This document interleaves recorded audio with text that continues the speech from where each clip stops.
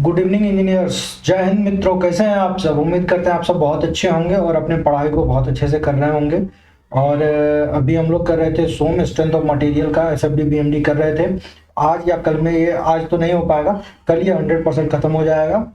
इसके बाद हम इसके बाद अगला चैप्टर स्टार्ट करेंगे। अब अभी क्या करना है कि अभी आपको पहला चैप्टर और दूसरा चैप्टर खत्म होने वाला है, तो इन दोनों के क्वेश्चन आपको पूरे एकदम थॉरोली आ जाने चाहिए और बिल्कुल थ्योरी एकदम पूरा कंप्लीट कर लीजिए एक तरफ से। और बाकी न्यूमेरिकल तो हम कर ही रहे हैं। इसमें न्यूमेरिकल आप देख ही रहे हो कि एक ही क्वेश्चन कई बार घूम घूम के आ रहा है, लेकिन उससे घबराना नहीं है। ये कराने का पर्पस यही है कि कैसे भी आपको घुमा के क्वेश्चन लैंग्वेज में कुछ भी पूछ ले आपसे, तो आप उसको क्या करोगे कि आप उसको ये चीज़ें आपको मतलब समझ में आ जानी चाहिए। ठीक है, तो चलिए ठीक है, तो इसके बाद आगे बढ़ते हैं। हम 480 तक कर चुके थे, 481 से स्टार्ट करते हैं। अब 481 पे आते हैं। 481 का क्वेश्चन का स्टार्ट करते हैं। 481 में कह रहा है आपसे कि सिंपली सपोर्टेड बीम 481 में कह रहा है simply supported beam of span L carries a total load W uniformly distributed load the maximum bending moment बोल रहा है। सिंपली सपोर्टेड बीम बोल रहा है, तो पहले हम क्या कर रहे हैं कि सिंपली सपोर्टेड एक बीम बना ले रहे हैं। ये एक सिंपली सपोर्टेड बीम है, ठीक है। और कह रहा है कि स्पैन L है, carries a total W load which is uniformly distributed then maximum bending moment आपसे पूछा है। ये बोल रहा है कि यूनिफॉर्मली डिस्ट्रीब्यूटेड लोड लगा हुआ है, तो कह रहा है कि मैक्सिमम बेंडिंग मोमेंट बताइए। तो आप इस केस में आपको पता है, वैसे तो आपको पता ही है कि इसका रिएक्शन क्या होगा, फिर भी मैं रिएक्शन निकाल रहा हूँ। आर ए आर बी, अगर इसको ए मानते हैं इसको बी मानते हैं, तो R A plus R B equal to W into L, और ये W kilo newton per metre है, तो डब्ल्यू इंटू एल, तो R A into L equal to क्या लिखेंगे हम, डब्ल्यू इंटू, अगर हम इधर से मोमेंट ले रहे हैं तो डब्ल्यू इंटू एल और इंटू एल बाई टू। अगर हम इधर से लिख रहे हैं summation of moment about B के अबाउट अगर हम जीरो लिख रहे हैं, तो R A into L equal to W into L by two लिखेंगे। एल से एल चला गया, तो क्या हो गया, आर ए इक्वल टू क्या हो गया, W L by to, W L by two. तो आर ए कितना आया, डब्ल्यू एल बाई टू। तो आर बी कितना आ जाएगा, आर बी अभी आ जाएगा डब्ल्यू एल बाई टू। वैसे भी हम सिमेट्री से देख रहे थे कि स्ट्रक्चर सिमेट्रिक है, तो जो रिएक्शन होगा वो आधा आधा लोड में बढ़ जाएगा। तो डब्ल्यू इंटू एल का पूरा लोड होता है तो आधा आधा बढ़ जाएगा। तो इससे हम यहाँ से क्या निकाल लिए, रिएक्शन निकाल लिए। ठीक है, आपका रिएक्शन मिल गया। अब बोल रहा है कि मैक्सिमम बेंडिंग मोमेंट आपको बताइए, मैक्सिमम बेंडिंग मोमेंट बताइए। तो अब इसका मैक्सिमम बेंडिंग मोमेंट आप कैसे निकालोगे, तो आपको पता है कि सिंपली सपोर्ट, ये यूडीएल के केस में जो है सिंपली सपोर्टेड केस है, तो यहाँ पे एल बाई टू डिस्टेंस पे क्या होगा कि शियर फोर्स जीरो होगा। अगर आपको इसका पूरा डिटेल बताएं तो हम क्या करते हैं कि यहाँ से मान लेते हैं कि किसी भी डिस्टेंस पे let at distance x from point A या support reaction A equal to moment क्या है आपका, मैक्सिमम मोमेंट है। तो एट डिस्टेंस एक्स पे हम मान ले रहे हैं कि मैक्सिमम मोमेंट है। ठीक है, तो upward force equal to X distance पे है। तो अगर हम आपको पॉइंट ऑफ कॉन्टैक्ट ये निकालना है कि कहाँ पे ये शियर फोर्स जीरो होगा, तो upward force equal to downward force के लिए W L by two equal to upward force क्या लिखोगे, W into X by two. तो यहाँ से क्या आएगा आपको, W into X, W into X upward force equal to downward force. Upward force equal to moment नहीं लिखना है हमको, एक्स ही तो निकालना है। तो डब्ल्यू से डब्ल्यू चला गया, ये डब्ल्यू था, ये आपका डब्ल्यू था। तो यहाँ पे देखिए डब्ल्यू से डब्ल्यू गया तो क्या हो गया, X equal to L by two. तो एल बाई टू पे आपका क्या है, शियर फोर्स क्या है, जीरो है। तो अगर शियर फोर्स जीरो हो रहा है यहाँ पे मान के चले, तो जहाँ पे शियर फोर्स जीरो होगा वहीं पे मैक्सिमम बेंडिंग मोमेंट होगा। ठीक है, तो अब हम यहाँ पे maximum bending moment eight L by two पे निकाल लेते हैं। तो ये डिस्टेंस मान के चलिए कि एल बाई टू, अगर ये डिस्टेंस अब आ गया एल बाई टू पे, तो अब मैक्सिमम बेंडिंग मोमेंट क्या लिखेंगे, मैक्सिमम बेंडिंग मोमेंट लिखते हैं, मैक्सिमम बेंडिंग मोमेंट लिखेंगे। Bending moment L by to distance पे है, तो W L by two into L by two, तो ये क्या होगा, W L square by four, maximum bending W L square by four. और ये बोल रहा है कि आपको दे रखा है टोटल लोड W दे रखा है, तो इसी के लिए टोटल लोड अगर दे रखा है, टोटल लोड अगर बोल रहा है ना, तो ये W into small w into L होता है, तो इसको एक W L इधर दे दीजिए, तो ये capital W into L by four. तो ये आंसर आपका मैच कर जाएगा। 481 का आंसर देख लीजिए, WL/8 आपका कौन सा मैच कर रहा है, तो WL/8 आपका मैच कर रहा है डी, तो इसका आंसर हो जाएगा डी। चलिए 481 हो गया। 482 का आज का क्लास बहुत इंपॉर्टेंट है, थोड़ा ध्यान से करेंगे, ठीक। 482 the shear force of a simply supported beam is proportional to, बोला है कि shear force of a simply supported beam, अगर एक सिंपली सपोर्टेड बीम है तो शियर फोर्स क्या होगा। तो शियर फोर्स क्या होता है, शियर फोर्स अगर हम लिखते हैं तो इसको क्या लिखते हैं, summation of all transverse force, किसी भी एक जिस सेक्शन का लेंगे उसके चाहे लेफ्ट लो या फिर उसके राइट लो, तो क्या होता है, अलजेब्रिक सम लिखते हैं हम, समेशन ऑफ अल्जेब्रिक सम लिखते हैं सारा ना। तो अब इसका आंसर मैच कर लीजिए, आपको कांसेप्ट बता ही दिया है, अब आंसर मान लीजिए। The displacement between the neutral axis, नहीं, ये आंसर आपका नहीं है। The sum of the moment divided by the effective depth, ये भी नहीं है। Sum of the transverse force तो है लेकिन वो टोटल फोर्स नहीं है, चाहे सेक्शन के लेफ्ट हो या राइट हो। The algebraic sum of the transverse force from the section, ये सही है, अलजेब्रिक सम है, चाहे लेफ्ट लो या फिर राइट लो। ट्रांसपोर्ट फोर्स भी है लेकिन ये ट्रांसपोर्ट सम ऑफ नहीं, ये सारा रिजल्टेंट का वो होता है, जितना भी फोर्स लग रहा होगा उसके रिजल्टेंट करके लेते हैं हम लोग, तो ये आ जाएगा आंसर आपको डी। 483 में आइए, the continuous beam PQRS is supported over the 3 equal span PQQRRS।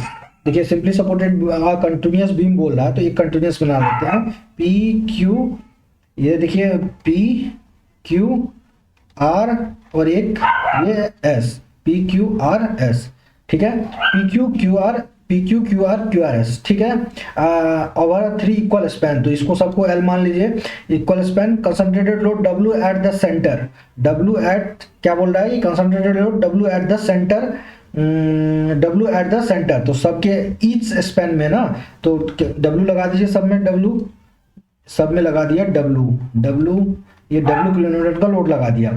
चलिए at the centre, then the support moment at Q is -100 kilo newton metre.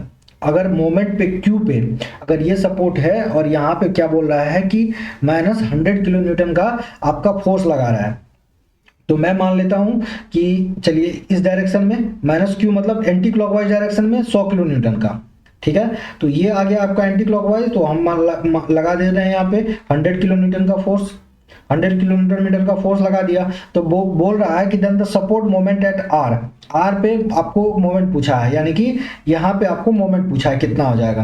देखिए अब यहाँ पे अगर कंटिन्यूअस बीम है तो ये सब क्या होगा, यहाँ पे और यहाँ पे हिंज सपोर्ट होगा, ये तो कंफर्म है हमें, ये और ये हमारा हिंज सपोर्ट होगा। यहाँ पे मोमेंट कितना हो जाएगा, 0 हो जाएगा, ठीक है, यहाँ पे भी मोमेंट 0 हो जाएगा, तो बच गया कौन सा, बीच वाला स्पैन बच गया, बी वाला स्पैन बच गया, और यहाँ पे क्या है, बीच वाला बच गया Q, और ये है R, यहाँ पे रिएक्शन है, ठीक है, मोमेंट लग रहा है, और ये L है, और यहाँ पे ये कितना है 100। तो इसको बैलेंस करने के लिए आपको अपोजिट डायरेक्शन में 100 लगाना पड़ेगा। तो 100 लगाओगे तो क्या, अगर ये माइनस डायरेक्शन में था तो ये क्लॉकवाइज में प्लस का 100 लगाना पड़ेगा आपको, प्लस का 100 लगाना पड़ेगा। तो आपका आंसर देख लीजिए, यहाँ से मैच हो जाएगा आपका आंसर क्या बोल रहा है, +100 kilo Newton.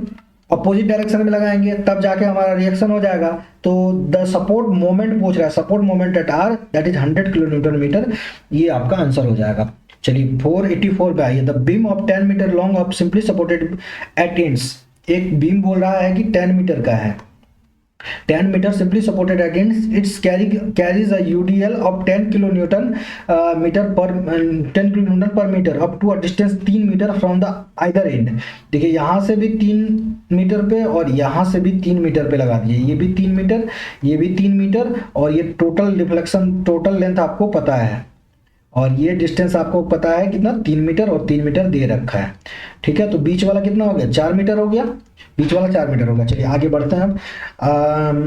Distance 3 metre from other, then the shear force at the centre, shear force at the centre बोला है, तो पहले तो आपको रिएक्शन निकालना पड़ेगा। वैसे तो हम देख रहे हैं ये भी सिमेट्रिक बीम है, और ये 10 किलो न्यूटन पर मीटर का है, ये दे रखा है आपको 10 किलो न्यूटन पर मीटर का, ये भी दे रखा है आपको 10 किलो न्यूटन पर मीटर का, ठीक है। तो ये जान रहा है कि सिमेट्रिक है तो 30 किलो न्यूटन का लोड आ जाएगा इस पे, तो वैसे हमको पता है, लेकिन यहाँ पे हम लेके चल रहे हैं RA plus RB equal to क्या लिखेंगे, RA plus RB total load लिखिए 10 × 3 plus 10 × 3, that is R A plus R B equal to क्या लिखेंगे, R A plus R B equal to 60 kilo Newton.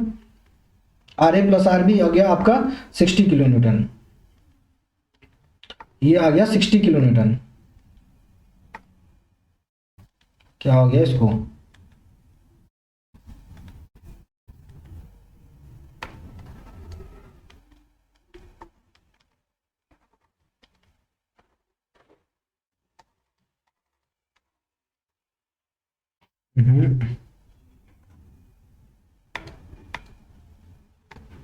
क्या हो गया इसको,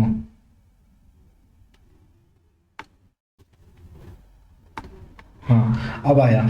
चलिए सॉरी, वो थोड़ा सा कुछ इशू आ रहा था। R A R B equal to क्या लिखेंगे यहाँ पे, R A plus R B equal to 60 kilo newton, 60 kilo newton का हो गया। चलिए आप मोमेंट लीजिए, आर ए इंटू ये पूरा ले लीजिए, summation of moment about B हम ले रहे हैं, moment about B equal to 0।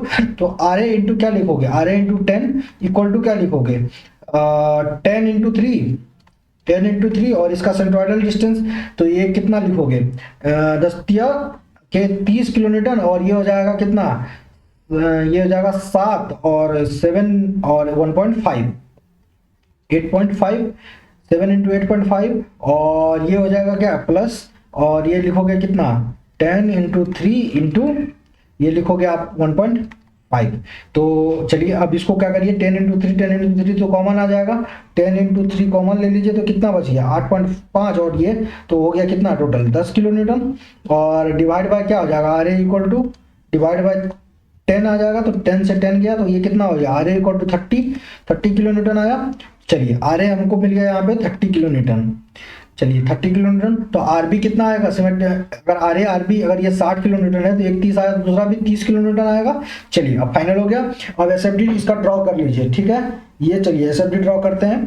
Are A equal to 30 kilo newton, और आपका ये दे रखा है क्या, ये दे रखा है आपको यूडीएल, तो इंक्लाइन लोड जाएगा आर ए 30, आर ए पे पहले 30 जाएगा, ये गया 30, और क्या होगा ये इंक्लाइन जाएगा, यहां तक आ गया इंक्लाइन, तो ये हो गया कितना, ये 3 मीटर, और ये इंक्लाइंड हो गया, ठीक। उसके बाद ये 0 हो गया, यहां से यहां तक कितना आ जाएगा, यहां से यहां तक आ जाएगा। अगर इस पॉइंट पे आपको मोमेंट निकाल के देखना हो कि 0 हो रहा है कि नहीं हो रहा है, तो कैसे निकालोगे आप, तो ये कर लो 30 तिया के 90, और माइनस कर लो 30 तिया 90, 30 तिया ये आर ए इक्वल टू 3, और ये 10 तिया 30, और आप यहाँ से वो करोगे ना, शेयर फोर्स लिख रहे हो, तो शेयर फोर्स लिख रहे हो, तो इस पॉइंट पे शेयर फोर्स कितना आ जाएगा, 0 आ जाएगा, मोमेंट नहीं लिखना है, तो इस पॉइंट पे आपका 0 आ जाएगा। चलिए आगे बढ़ते हैं, ये 30 यहाँ तक हो गया, इसके बाद कोई लोड नहीं है। अरे यार ये तो बीम ही गायब हो गया यार। चलिए यहाँ तक आ गए, यहाँ के बाद कोई लोड नहीं है, ठीक है, और फिर ये कितना जाएगा 30 किलो न्यूटन, और फाइनली क्या करेगा ये 30 किलो न्यूटन ये मिल जाएगा, ठीक है। तो ये आ जाएगा माइनस का, ये आ जाएगा प्लस का। तो सेंटर स्पैन पे आपको पूछा है, तो सेंटर स्पैन पे शियर फोर्स कितना है, 0 है, सेंटर स्पैन पे शियर फोर्स 0 है। तो आपका आंसर क्या हो जाएगा, 484 का आंसर आपका हो जाएगा ए, ठीक है। चलिए आगे बढ़ते हैं, अब अगले क्वेश्चन पे आते हैं, 484 और 485 पे आते हैं, 485 पे आते हैं। Which of the following load should be applied on the simply supported beam so that the shear force constant through out the span. तो शियर फोर्स को कांस्टेंट बोला है dV/dx, और अगर ये कांस्टेंट होगा तो ये कांस्टेंट का डिफरेंशिएशन 0, तो यानी कि, और हमको पता है कि dV/dx we are knows dV/dx equal to loading intensity होता है, लोडिंग इंटेंसिटी W होता है, तो मतलब लोड तो 0 हो गया। तो इसका मतलब क्या हुआ कि बीम में किसी भी प्रकार का लोड नहीं होगा, यूडीएल नहीं होगा, यूवीएल नहीं होगा, पॉइंट लोड नहीं होगा, इंक्लाइंड लोड, कोई भी लोड नहीं होगा। तो कोई भी लोड नहीं होगा तो बच क्या गया एक। चलिए अब बाकी का जो भी ऑप्शन में होगा उस हिसाब से देखेंगे। UDL over the entire span नहीं होगा, 2.2 कंसंट्रेटेड लोड तो होगा ही नहीं, central point of concentration UDL नहीं, ये भी नहीं होगा। A couple anywhere in the span, अब स्पैन अगर लगेगा स्पैन ही लगेगा, तभी जाकर के ये आपका शियर फोर्स क्या आएगा, कांस्टेंट आएगा। तो इसका आंसर हो गया क्या, डी।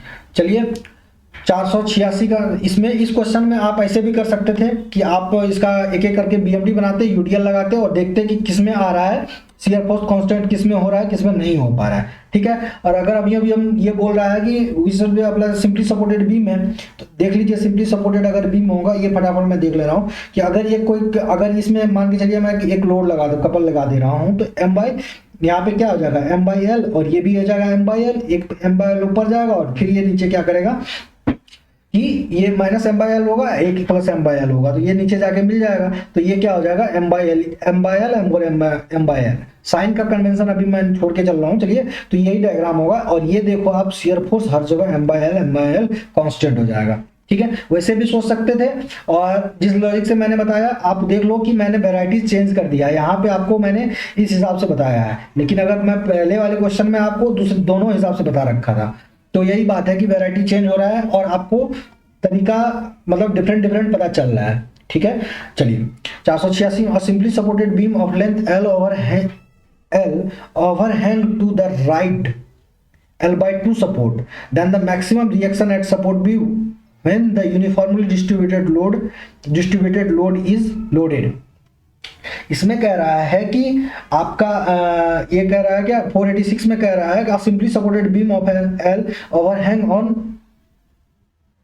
सिंपली सपोर्टेड बीम पहले एक बता देते हैं, और ओवरहैंग साथ में ओवरहैंग है, ठीक है। तो ये चलिए एक ये ओवरहैंग है, बोल रहा है क्या कि the maximum reaction at support B then the uniformly distributed load is. अगर मैक्सिमम रिएक्शन सपोर्ट अगर ये बी है तो ये ए है, बोल रहा है कि मैक्सिमम सपोर्ट बी पे होना चाहिए।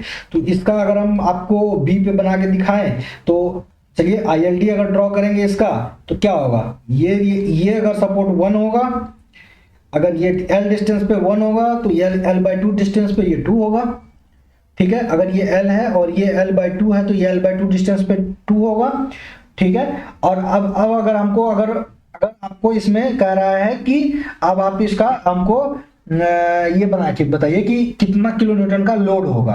तो लोड हमको अगर रिएक्शन अगर आप बी निकालेंगे तो क्या निकालेंगे, तो इंटेंसिटी ऑफ यूडीएल का जो भी इंटेंसिटी होगा वो, और area of ILD under UDL का, ठीक है। तो इसको क्या लिखेंगे, चलिए लोड मान लेते हैं, इंटेंसिटी का W था और 1/2 और इंटू L इंटू 2, ठीक है।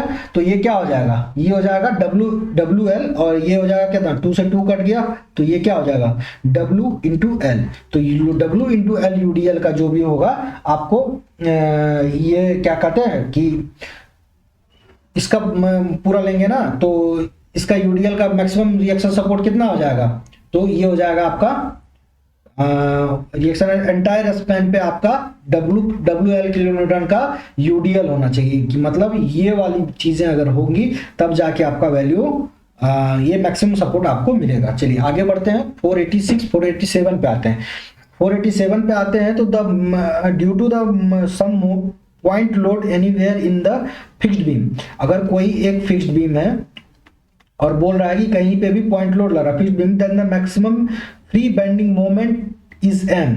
और चलिए ये क्या बोल रहा है कि मैक्सिमम फ्री बेंडिंग मोमेंट, तो अगर किसी भी सिंपली सपोर्टेड में अगर फ्री बेंडिंग मोमेंट लग रहा हो तो ये कितना लिखते हैं, अगर ये W है और ये L/2 ये भी W है और ये L/2 और ये L/2 है। तो अब बताइए, चलिए ये बोल रहा है कि मैक्सिमम मोमेंट क्या आ रहा है, m आ रहा है, तो इसका मोमेंट पहले निकालेंगे। तो W/2 हमको पता है सिमेट्री से रिएक्शन आ जाएगा हमारा, तो मैक्सिमम बेंडिंग मोमेंट को m बोल रहा है, वो m कितना आ रहा है W/2 इंटू L/2, तो ये आ गया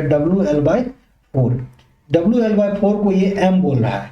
तो चलिए अब इस केस में आते हैं, इस केस में क्या हो जाएगा, इस केस में अगर हम बात करते हैं कि आपका मैक्सिमम आपको क्या मिलेगा, तो इसमें हमको पता है इसका जो फिक्स्ड एंड मोमेंट होता है पॉइंट लोड पे WL/8 आता है, ये भी आता है WL/8, ठीक है, WL/8 आता है। चलिए अब इसका मोमेंट अगर हम लेंगे L/2 डिस्टेंस पे, तो इधर से भी और इधर से भी जितना दोनों को डिफ्लेक्ट करेगा वही इसका वो आएगा। तो मैक्सिमम फिक्स्ड एंड मोमेंट को क्या लिखेंगे, मैक्सिमम फिक्स्ड इन मोमेंट को क्या लिखेंगे, WL/8 प्लस WL/8, ये क्या हो गया 2WL/8 यानी कि WL/4, तो ये WL/4, तो और ये WL/4 को M बोला है, तो इसको भी क्या बोलेंगे, इसको भी M बोलेंगे, तो ये इसका आंसर हो जाएगा M।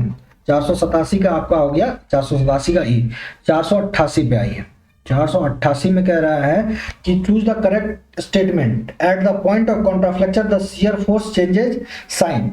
पॉइंट ऑफ कॉन्ट्राफ्लेक्चर क्या होता है, पॉइंट ऑफ कॉन्ट्राफ्लेक्चर वो होता है जहां पे बेंडिंग मोमेंट साइन चेंज करता है, और यहाँ पे बेंडिंग मोमेंट साइन चेंज करता है, ठीक है। और क्या होता है, और वहां पे चलिए, the point of contraflexure shear force changes sign, shear force sign change नहीं करता है, और at the point of contraflexure bending moment is not zero, bending moment zero, ये भी गलत है, बेंडिंग मोमेंट नहीं, शियर फोर्स जीरो होता है, bending moment is at the point of contraflexure bending moment is not zero, bending moment तो zero होता है।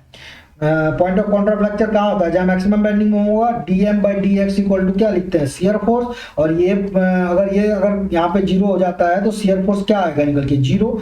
तो क्या बोल रहा है, bending moment is not zero, bending moment क्या होता है, ये eight the point of contraflexure bending moment is not zero, ये गलत है। The point of contraflexure bending moment is maximum, maximum और या फिर मिनिमम, ये डिपेंड करेगा कि नाइबर में लोड क्या है, ठीक है। पॉइंट ऑफ कॉन्ट्राफ्लेक्चर पे बेंडिंग मोमेंट का वैल्यू जो है मैक्सिमम और मिनिमम नाइबर लोडिंग पे डिपेंड करेगा, ये आंसर गलत हो गया। The point of contraflexure gradient of elastic line changes sign, ये सही है।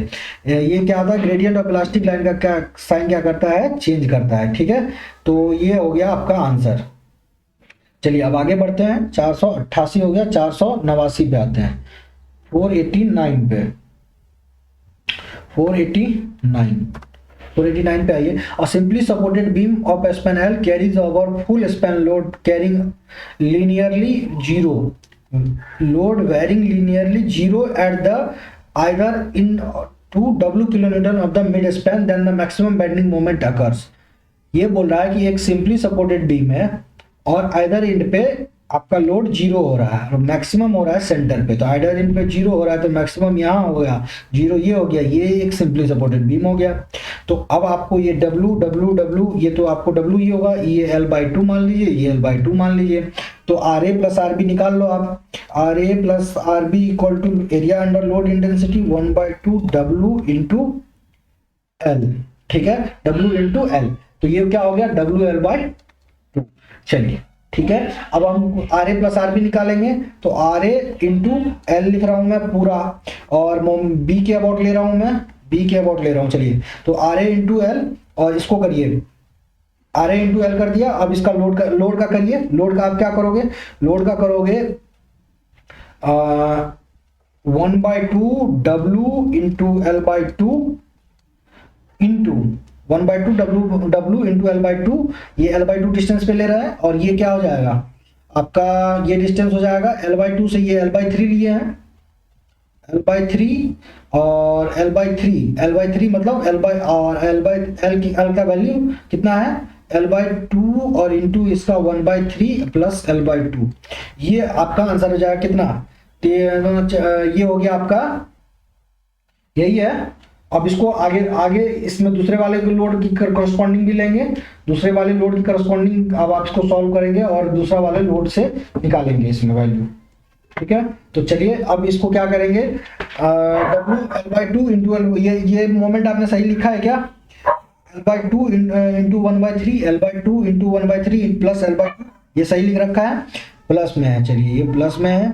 और अब आइए दूसरा वाला, अब इसका लेंगे, यहां से भी तो एक आएगा, तो इसको प्लस करिए, क्या इसको करोगे 1/2 W इंटू L/2, और इसको करोगे आप कितना, ये हो जाएगा आपको L/2, ये L/2 इंटू 2/3, L/2 का 2/3, ठीक है। तो आप इसको अगर सॉल्व करोगे तो ये कितना होगा, WL/4 और L² ये हो गया 4 दिया, ये 3×6 L/6 प्लस L/2, ये हो गया कितना, WL² 4 इंटू 4L/6, ये हो जाएगा 4L/6, और ये हो जाएगा कितना, WL/4 इंटू WL/4 और इंटू L/3, ये हो जाएगा आपको, अगर इसको सॉल्व करोगे तो WL² bye 6 plus WL² bye 12, इन दोनों को सॉल्व करोगे तो क्या हो जाएगा, ये आ जाएगा WL²बाय, ये हो जाएगा 4, R इंटू एल है, एल से एल गया तो क्या हो गया WL/4। तो चलिए आर ए आ गया आपका कितना, WL/4। सिमेट्री से ये भी क्या लिखोगे, WL/4 आया, तो दूसरा वाला भी क्या लिखोगे, आर ए भी WL/2 minus WL/4, WL/2 minus WL/4 करोगे तो क्या लिखोगे, ये हो जाएगा कितना 4, तो आरबी होगी, आरबी भी हो जाएगा ये हो जाएगा ना 2 और ये 4, तो 2 माइनस 2 WL/4, तो आरबी हो जाएगा WL/4, R A WL/4 WL/4। चलिए अब इसको क्या करते हैं, ये निकल गया आपका आर ए और आरबी, इसको मैं मिटा रहा हूं, आर ए आरबी आ गया। अब इसको क्या करते हैं कि अब आगे सॉल्व करते हैं, आर ए आरबी हमारा निकालना था, आर ए आरबी हमने निकाल दिया।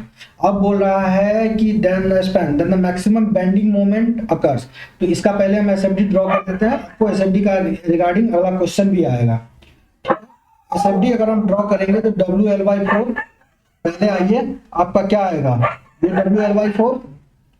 WL/4 और ये क्या होगा मैक्सिमम लोड, और ये यहाँ पे ये आएगा, ठीक है, और फिर ये क्या होगा ऐसे, ये आएगा WL/4, तो ये क्या आएगा 2 डिग्री कर्व, ये आएगा 2 डिग्री कर्व। अगर हम इसका BMD ड्रॉ करें, ये 2 डिग्री कर्व आया, और इसका BMD ड्रॉ करें तो ये क्या है UDL है, तो ये इसका क्या आएगा क्यूबिक पैराबोला आएगा, तो ये जो कर्व होगा आपका क्यूबिक पैराबोला होगा, ये 3 डिग्री कर्व होगा, 3 डिग्री कर्व होगा। और मैक्सिमम बेंडिंग मोमेंट कहाँ पे होगा, जहाँ पे कट रहा है ये, तो मैक्सिमम बेंडिंग मोमेंट अगर हम निकालेंगे तो वैसे तो ये L/2 पे ही आएगा, लेकिन आपको maximum bending moment at the point निकाल के बता दें कि मैक्सिमम बेंडिंग मोमेंट कहाँ पे होगा।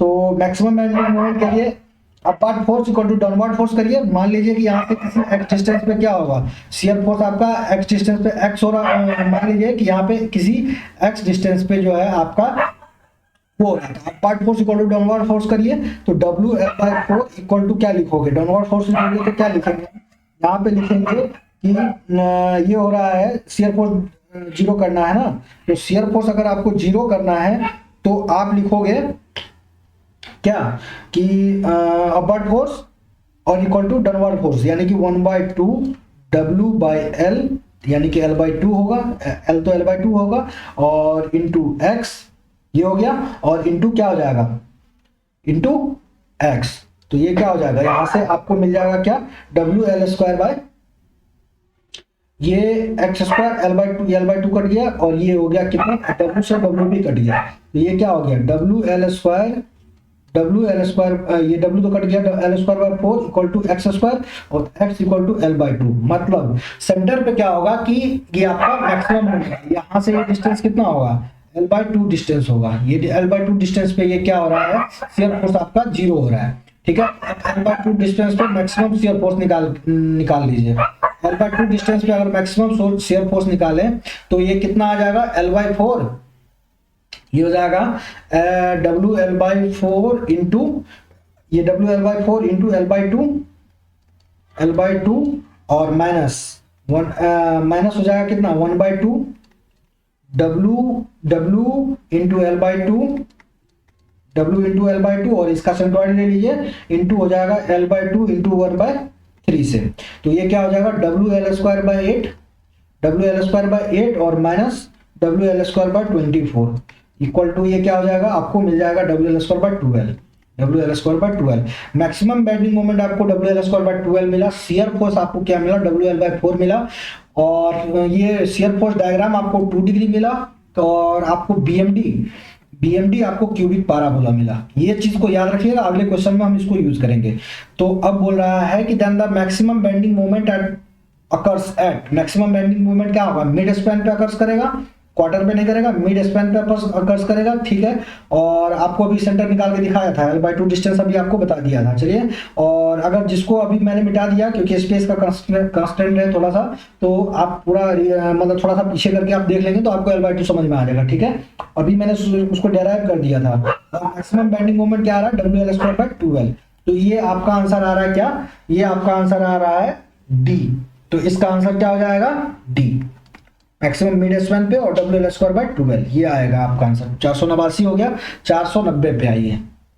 If the area under shear force diagram for a beam between the 2 point C and D equal to K, then the difference between moment, देखिए moment between change in moment between C and D के बीच का बात किया है, तो area of SFD, area of SFD between C and D, इसको क्या लिखेंगे, इसको लिखेंगे moment at bending moment at C, bending moment at C minus bending moment at D, final minus initial करते हैं तो D माइनस C लिखते हैं, D माइनस बेंडिंग मोमेंट, इसको क्लियर लिख दिया, क्लियर लिख दीजिए, इसको अच्छे से मिटा के अच्छे से लिखते हैं। इसको लिखते हैं कि bending moment at D minus bending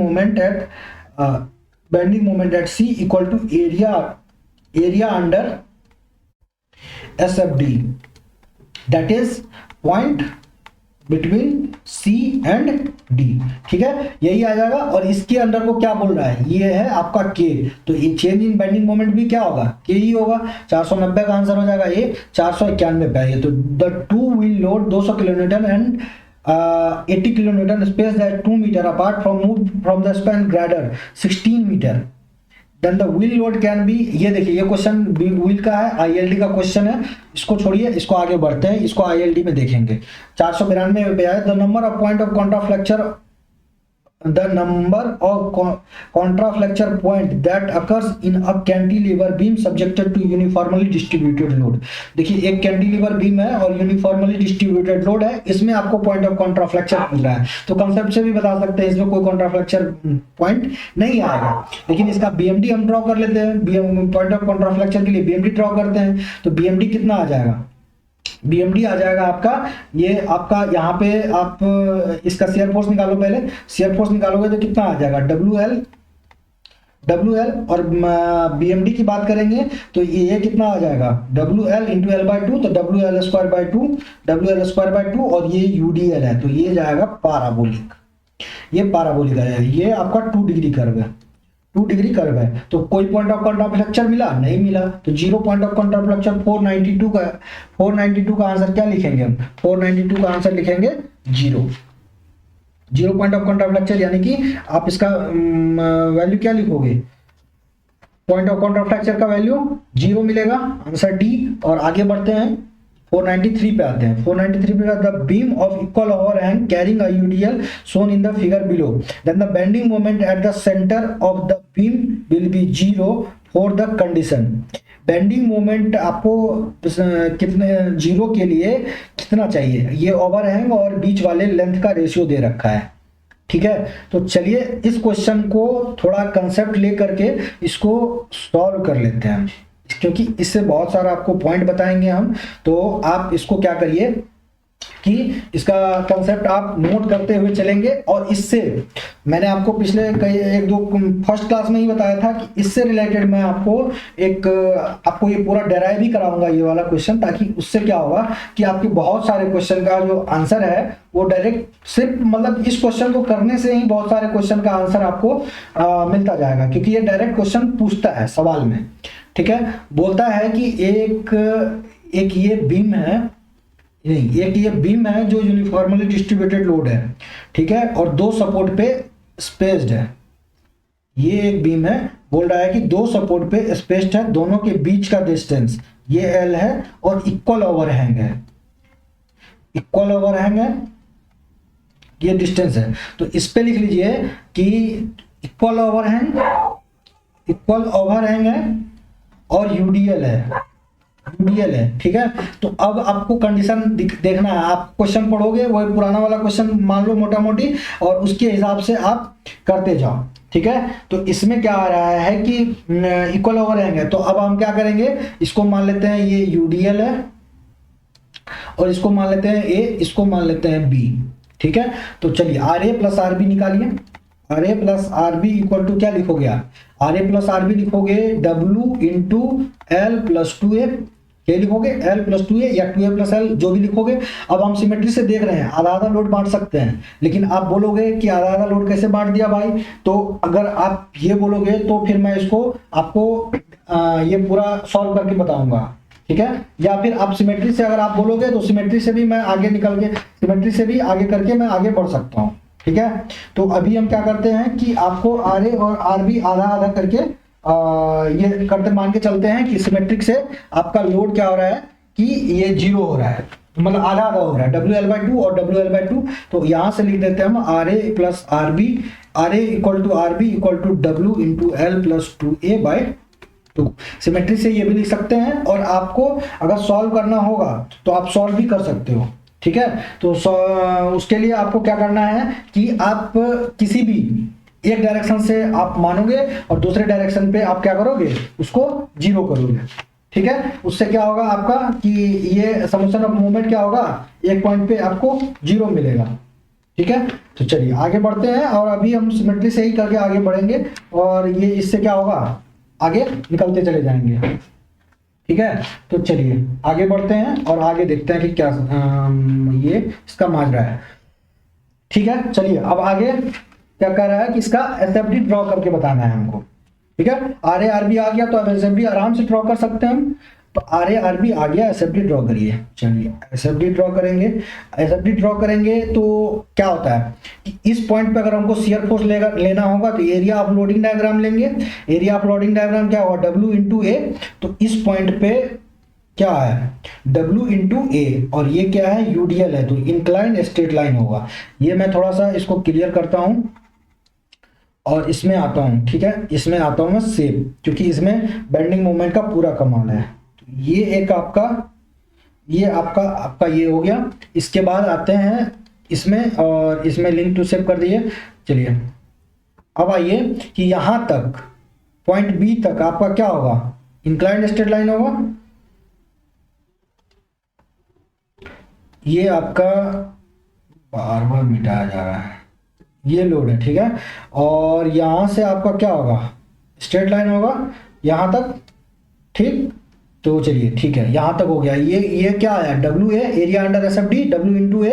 और इस पॉइंट पे क्या है, इसको लिख सकते हैं WL/2 प्लस WA तो हो गया, तो ऊपर कितना जाएगा, WL/2।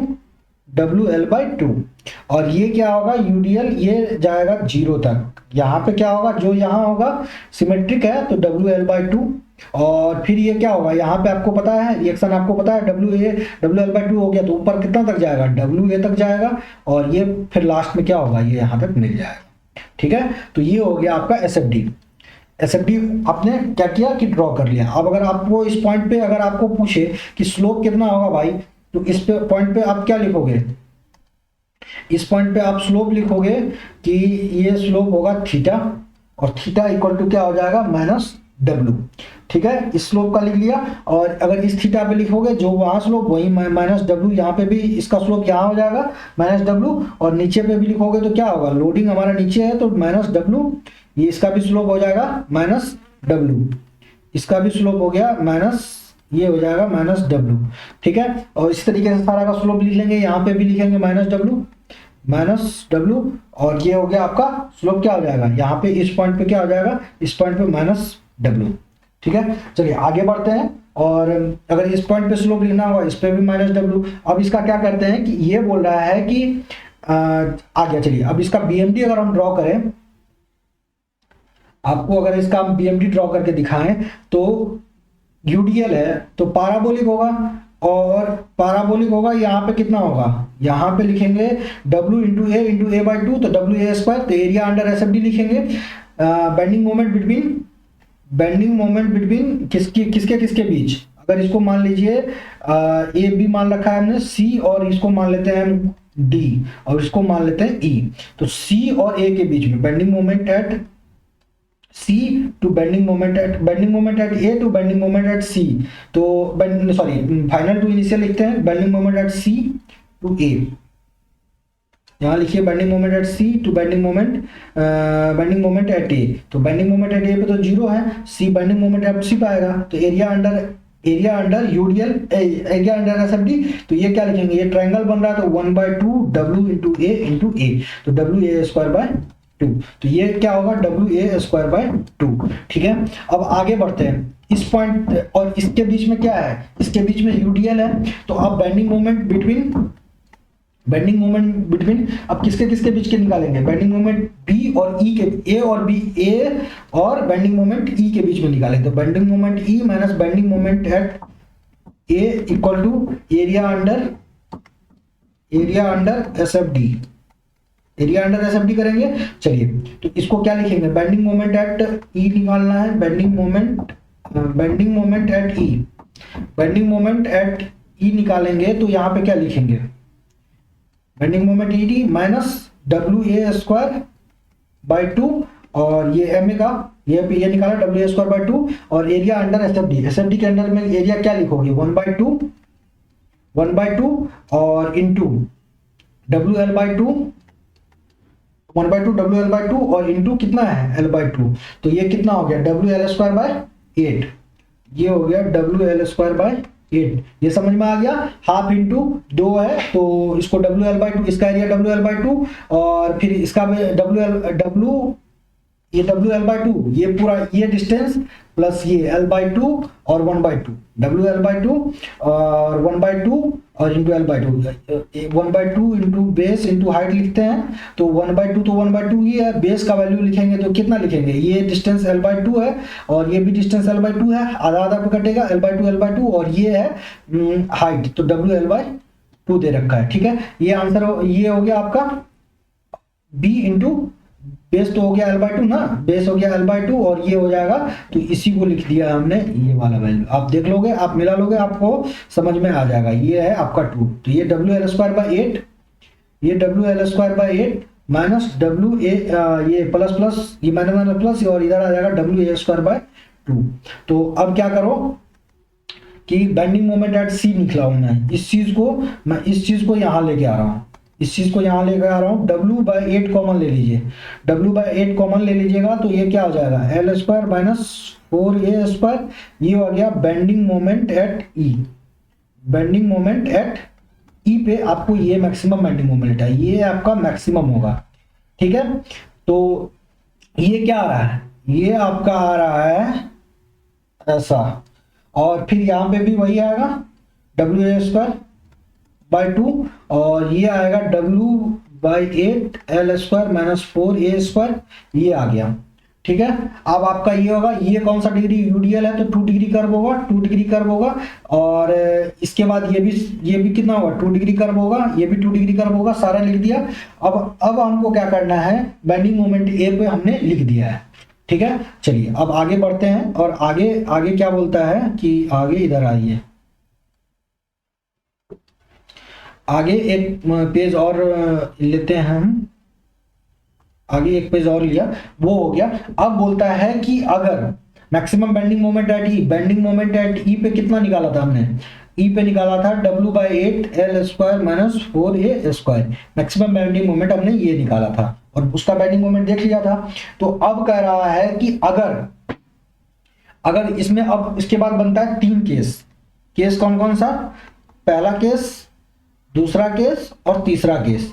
या तो मैक्सिमम बेंडिंग मोमेंट को अगर हम जीरो करते हैं, अगर इसको हम जीरो करते हैं तो L² minus 4A² equal to 0, तो L इक्वल टू क्या लिखेंगे, 2A, L equal to 2A आया।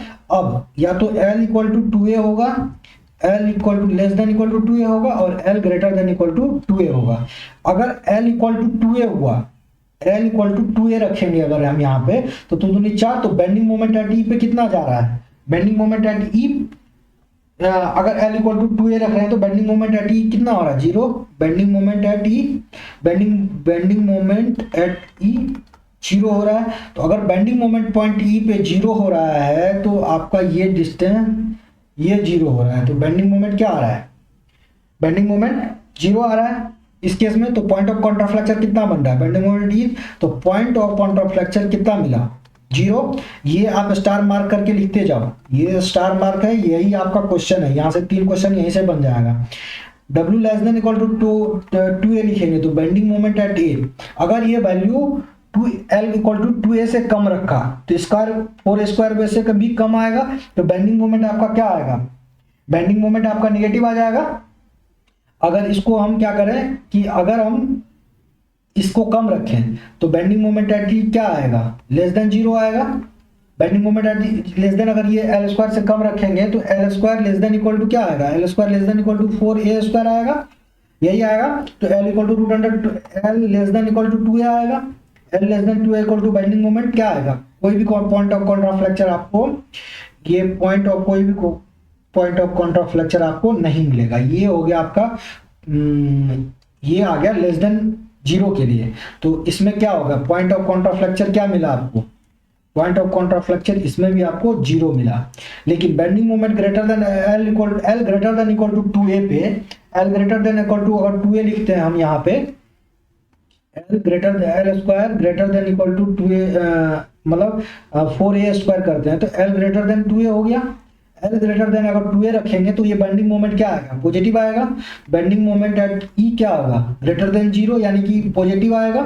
पॉजिटिव आएगा तो आपको कितना मिलेगा, अगर ये पॉजिटिव आएगा तो इस केस के लिए आपको बेंडिंग मोमेंट डायग्राम पॉजिटिव आएगा तो ये लास्ट में मिल जाएगा। तो ये क्या आएगा, पॉजिटिव, ये पे निगेटिव, ये पे निगेटिव, ये पॉजिटिव आ रहा है। तो इस पे क्या मिलेगा, कितना पॉइंट ऑफ कॉन्ट्राफ्लेक्चर मिला, पॉइंट ऑफ कॉन्ट्राफ्लेक्चर आपको मिला 2। ये सबसे इंपॉर्टेंट कॉन्सेप्ट है, आप इसको 5 स्टार कर लो, 5 स्टार चीज है ये, ठीक ना। इनफैक्ट आप इसी को 5 स्टार कर लो, ये भी 5 स्टार ही है, ठीक है। ये मिल गया। अब बोल रहा है कि अगर ये हो गया तो कह रहा है कि बेंडिंग मोमेंट 0 एट सेंटर, अगर बेंडिंग मोमेंट 0 हो रहा है, इस केस पे आते हैं और इसको करते हैं। अगर बोल रहा है कि अगर बेंडिंग मोमेंट एट सेंटर पे अगर आपको 0 मिल रहा है तो इस केस में ओवरहैंग बताइए कि कितना ओवरहैंग होगा, ठीक है। तो इस केस में परसेंटेज ओवरहैंग निकालते हैं, percentage overhang in case of bending moment at E equal to 0। Bending moment at E यानी कि सेंटर पे बेंडिंग मोमेंट क्या हो रहा है, 0 हो रहा है। तो इस केस पे आपको ओवरहैंग पूछा है तो परसेंटेज ओवरहैंग निकाल लीजिए। परसेंटेज ओवरहैंग क्या है, a और l plus total length 2a, तो a बाय और l प्लस 2a। l का वैल्यू हमने पीछे निकाला था, l का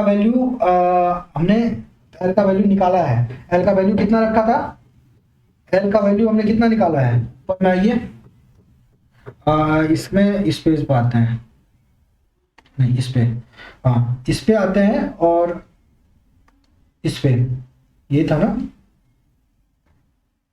l का वैल्यू हमने l इक्वल टू क्या लिख रहे हैं, तो यहाँ से l स्क्वायर, अगर इसको हम 0 करते हैं तो l square equal to l equal to 2a, l equal to 2a रखना है। चलिए अगले पेज पे आते हैं। अगले पेज पे क्या लिखा है, l इक्वल टू 2a, तो l इक्वल टू 2a रखिए, 2a plus 2a equal to a by 4a into 100, a से a कट गया, तो ये कितना हो गया 25%, यानी कि परसेंटेज ओवरहैंग कितना आ गया, परसेंटेज ओवरहैंग आया 25% each side for bending moment at E, for bending moment at centre equal to 0, percentage overhang 25% आएगा। अगर यहाँ दोनों साइड अगर परसेंटेज ओवरहैंग 25% हुआ मतलब इक्वल ओवरहैंग होगा। यहाँ से आप एक कंसेप्ट निकाल रहे हो कि इक्वल ओवरहैंग हुआ, ठीक है। तो चलिए अगले पेज पे आते हैं और यहाँ से कंक्लूजन ड्रॉ करते हैं। तो यहाँ से कंक्लूजन ड्रॉ करते हैं कि for 2 point of contraflexure, 2 point के कॉन्ट्राफ्लेक्चर होने के लिए परसेंटेज ओवरहैंग आपको कितना मिलना चाहिए, परसेंटेज ओवरहैंग कितना होना चाहिए, 25% से ज़्यादा या 25% से कम, आप सोच के आंसर देना, ठीक है। आपको ओवरहैंग अगर ज़्यादा होगा या कम होगा, आपके अनुसार से क्या होना चाहिए आप कमेंट करेंगे। और मैं बता रहा हूँ यहाँ के, अगर परसेंटेज ओवरहैंग अगर 25% से ज़्यादा हो गया, ठीक है, अगर ज़्यादा हो गया तो आपको पॉइंट ऑफ कॉन्ट्राफ्लेक्चर नहीं मिलेगा, और 25% से अगर कम हुआ तो आपको 2 पॉइंट ऑफ कॉन्ट्राफ्लेक्चर मिलेगा। तो 2 पॉइंट कॉन्ट्राफ्लेक्चर के लिए परसेंटेज ओवरहैंग आपको 25% से कम रखना पड़ेगा, ठीक है। और अगर अगर इस चीज को मैं दोबारा से लिख भी देता हूं, अगर 0 पॉइंट ऑफ कॉन्ट्राफ्लेक्चर चाहिए तो आपको परसेंटेज ओवरहैंग कितना रखना पड़ेगा, ओवरहैंग पॉइंट ऑफ कॉन्ट्राफ्लेक्चर आपको किसी बिल्डिंग में चाहिए ही नहीं, तो 0% परसेंटेज ओवरहैंग आपको कितना रखना पड़ेगा, ग्रेटर देन इक्वल टू 25% रखोगे क्या, ठीक है। यहाँ पे आपने क्या देखा था कि इसको परसेंटेज ओवरहैंग 25% फॉर सेंटर पे बेंडिंग मोमेंट जीरो होने के लिए। अगर सेंटर पे बेंडिंग मोमेंट अगर आपका जीरो हो गया, अगर यहाँ पे अगर आपका जीरो हो गया, अगर ये वैल्यू अगर यहाँ पे आपका जीरो पहुंच जाता है तो आपको पॉइंट ऑफ कॉन्ट्राफ्लेक्चर तो मिलेगा ही नहीं। लेकिन अगर आपको पॉइंट ऑफ कॉन्ट्राफ्लेक्चर चाहिए तो आपको वैल्यू कितना रखना पड़ेगा, 25%, यानी कि ये सपोर्ट को क्या करना पड़ेगा, अगर कुछ भी होगा तो इस सपोर्ट के इसी डिस्टेंस पे कम रखना पड़ेगा, एल डिस्टेंस से 25% पे कम रखना पड़ेगा। तो ये हो जाएगा आपका ये। चलिए इसके बाद आगे करते हैं कि ये हो गया दोनों, अब कंक्लूजन हमने ड्रॉ कर लिया। अब एक दूसरा ये बोलता है, दूसरा कंसेप्ट क्या बोलता है कि अगर आप सपोर्ट को बहुत ज्यादा अगर इंड पे डाल देते हो तो आपको क्या होगा, आपको सैगिंग बेंडिंग मोमेंट ज्यादा मिलेगा। लेकिन अगर यही सपोर्ट को बहुत नजदीक कर दिए तो आपको हॉगिंग बेंडिंग मोमेंट मिलेगा। तो बोलता है कि ऐसा कौन सा ऐसा ओवरहैंग बताइए जहां पे मैक्सिमम बेंडिंग मोमेंट मिनिमम निकल के आए, जहां पे मैक्सिमम बेंडिंग मोमेंट मिनिमम निकल के आए, और जहां पे मैक्सिमम बेंडिंग मोमेंट मिनिमम होगा वहीं पे आपका क्या होगा, बीम इकोनॉमिकल हो जाएगा, यानी कि आपका मटेरियल कॉस्ट बच जाएगा। तो इकोनॉमिकल मिलेगा वहीं पर, इकोनॉमिकल मिलेगा, ठीक है, इकोनॉमिकल मिलेगा, ठीक है। तो चलिए यहाँ पे इसके लिए बोला है कि क्या करेंगे, तो इसके लिए होता है कि आपको करना पड़ेगा क्या कि फॉर मोस्ट इकोनॉमिकल बीम के लिए आपको कंसेप्ट है, फॉर मोस्ट इकोनॉमिकल बीम के लिए क्या करना पड़ता है आपको, मैक्सिमम, इसके लिए करना पड़ता है maximum sagging bending moment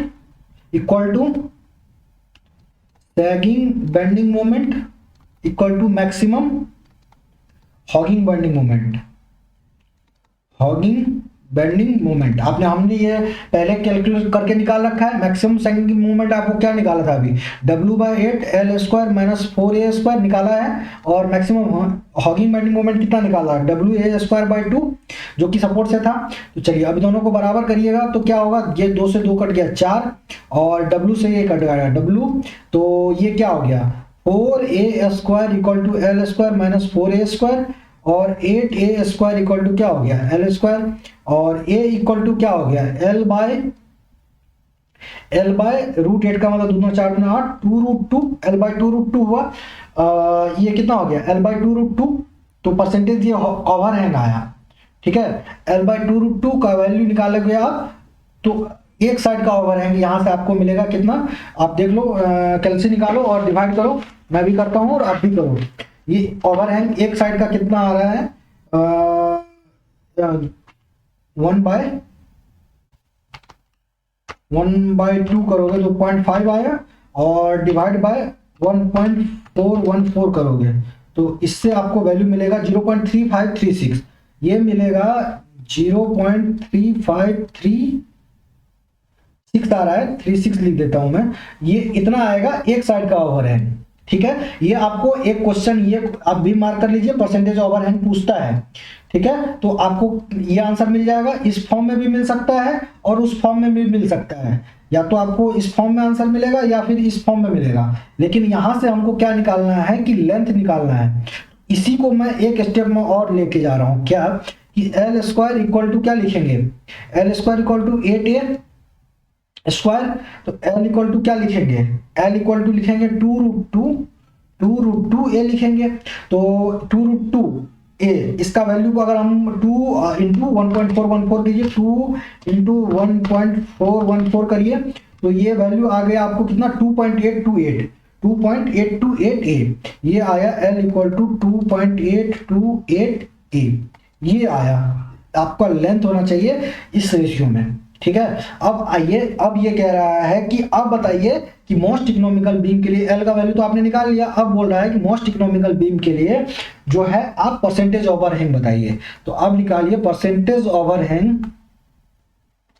for most economical beam, for most economical beam.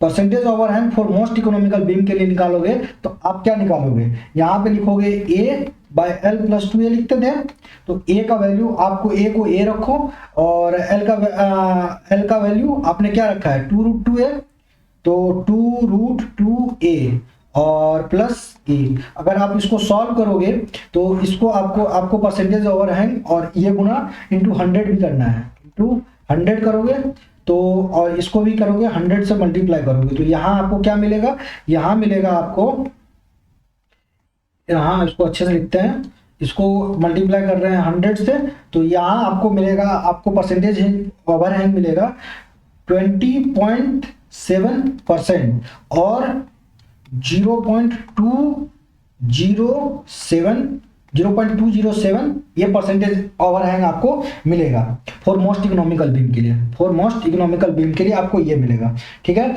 अब बोल रहा है कि अगर आपको इतना मिलता है तो आप बताओ कि सेंटर वाला डिस्टेंस आपको कितना होगा। ठीक है, डिस्टेंस बिटवीन सपोर्ट का निकालना है आपको, तो आपका डिस्टेंस बिटवीन सपोर्ट निकालिए। अगर आप परसेंटेज में निकालोगे तो इसको क्या लिखोगे 100 माइनस 20.7% इक्वल टू ये आएगा आपको कितना 58 और ये लिखोगे कितना ये दोनों साइड है तो इंटू 2 से मल्टीप्लाई भी करना पड़ेगा।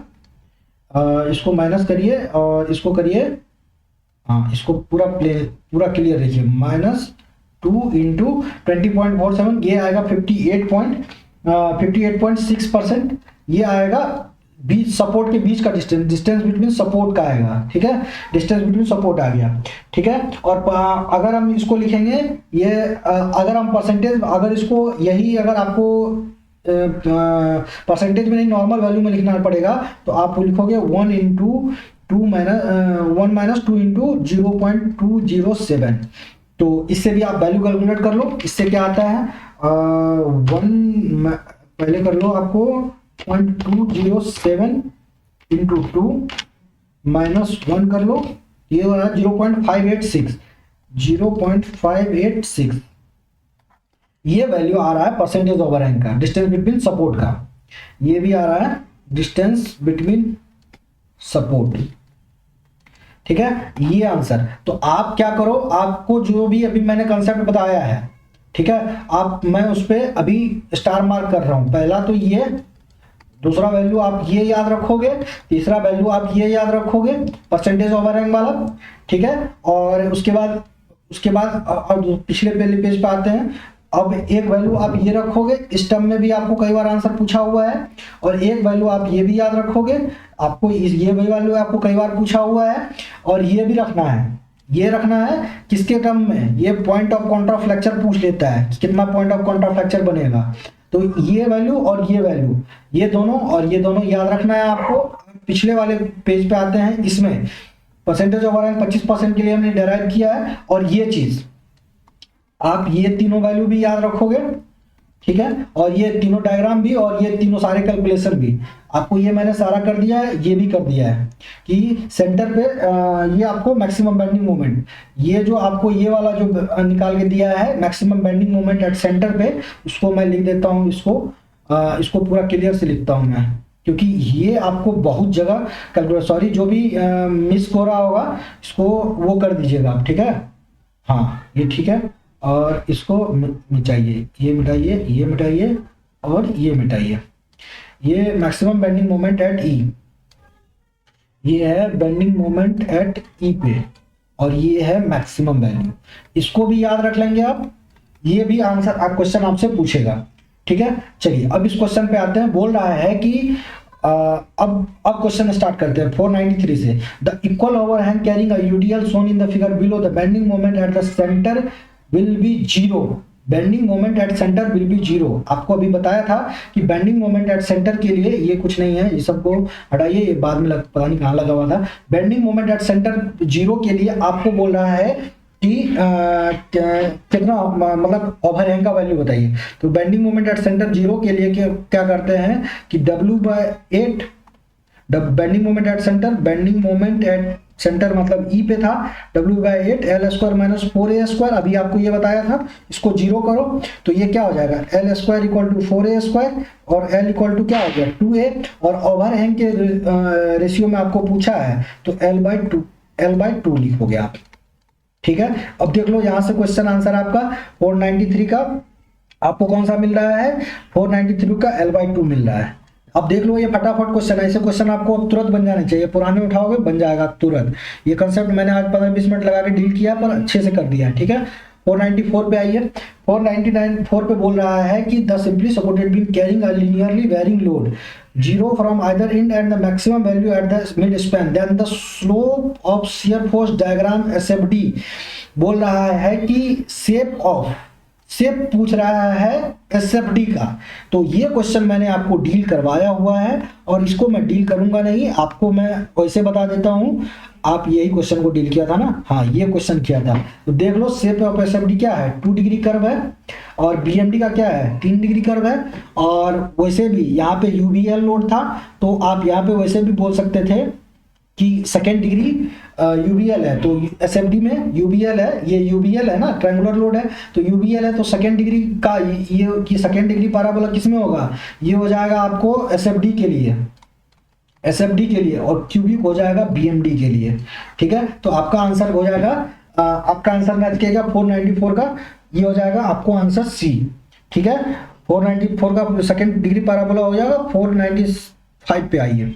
The shear force of a section of a horizontal beam is, shear force at a section of horizontal beam, shear force of a horizontal beam पे बोल रहा है कि शियर फोर्स कितना होगा, shear force at a section of horizontal beam. इसमें तो कुछ लिखा ही नहीं है, और सीधा आपको ये पूछ रहा है कि क्या होगा। तो शियर फोर्स क्या होता है, शियर फोर्स हम क्या लिखते हैं, शियर फोर्स लिखते हैं summation of all algebraic sum of transverse force, algebraic sum of vertical force बोल दिए या ट्रांसफर फोर्स बोल दिए, ट्रांसवर्स फोर्स वन साइड का, किसी भी एक साइड का ले लो, वन साइड का, चाहे लेफ्ट का लो या राइट साइड का लो, तो वही आता है शियर फोर्स इक्वल टू। तो ये बोलता है algebraic sum of the vertical force at any one side of the section. आपका आंसर तो यही हो गया, यही है algebraic sum of the vertical force on both side का नहीं लेते, किसी शियर फोर्स निकालेंगे जिस सेक्शन पे उस साइड का, चाहे तो लेफ्ट लो या चाहे तो right low. Algebraic sum of the moment का नहीं लेते, algebraic sum of the moment का नहीं लेते। आपका आंसर एक साइड का हो गया, 495 का आंसर हो गया ए। 496 पे आइए। For the UDL distribution of the beam then the bending moment diagram, UDL बोला है, यूडीएल के लिए आपको बता रखा है बेंडिंग मोमेंट डायग्राम क्या होता है, कि इसका बेंडिंग मोमेंट डायग्राम पैराबोलिक होता है। 496 में अगर हम आएंगे तो इसका कौन सा होता है बेंडिंग मोमेंट डायग्राम, आपका होता है पैराबोलिक कर्व वेरिएशन होता है, आपका हो जाएगा बी। 496 497 पे आइए। 497 में कह रहा है आपको कि 497 में आपको क्या कह रहा है, क्वेश्चन को पढ़िए और समझिए। Bending moment is maximum of a section of a beam where, bending moment is maximum, bending moment maximum बोल रहा है ना, dm by dx equal to 0 करोगे तो यहां से क्या आएगा, और dm, और हम जानते हैं कि dm by dx equal to moment को अगर डिफरेंस लोगे ये शियर फोर्स मिलेगा। तो यहाँ से क्या आ गया कि शियर फोर्स जहाँ पे 0 होगा वहां पे बेंडिंग मोमेंट मैक्सिमम होगा। तो कह रहा है the shear force changes negative to positive, सही बात है, जहां से निगेटिव से पॉजिटिव करेगा उसी बीच में कहीं 0 होगा शियर फोर्स, तो ये आंसर सही है, शियर फोर्स 0 होगा, सही है। Shear force changes from positive to negative, ये भी हो सकता है, तो ऑल ऑफ दी आंसर आपका सही हो गया। 497 का आंसर हो गया ऑल ऑफ द एबव। तो अब अगला क्वेश्चन पढ़िए, 1 मिनट में पानी पी लो।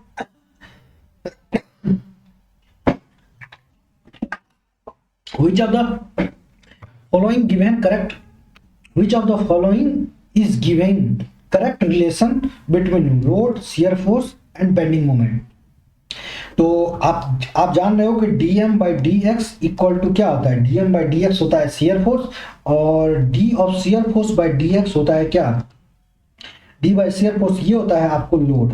ठीक है, तो आप पूछ रहा है कि d, आपको इसमें आंसर कौन सा है, dm by dx dm by dx load नहीं देता है, dm by dx shear force देता है, ये सही है।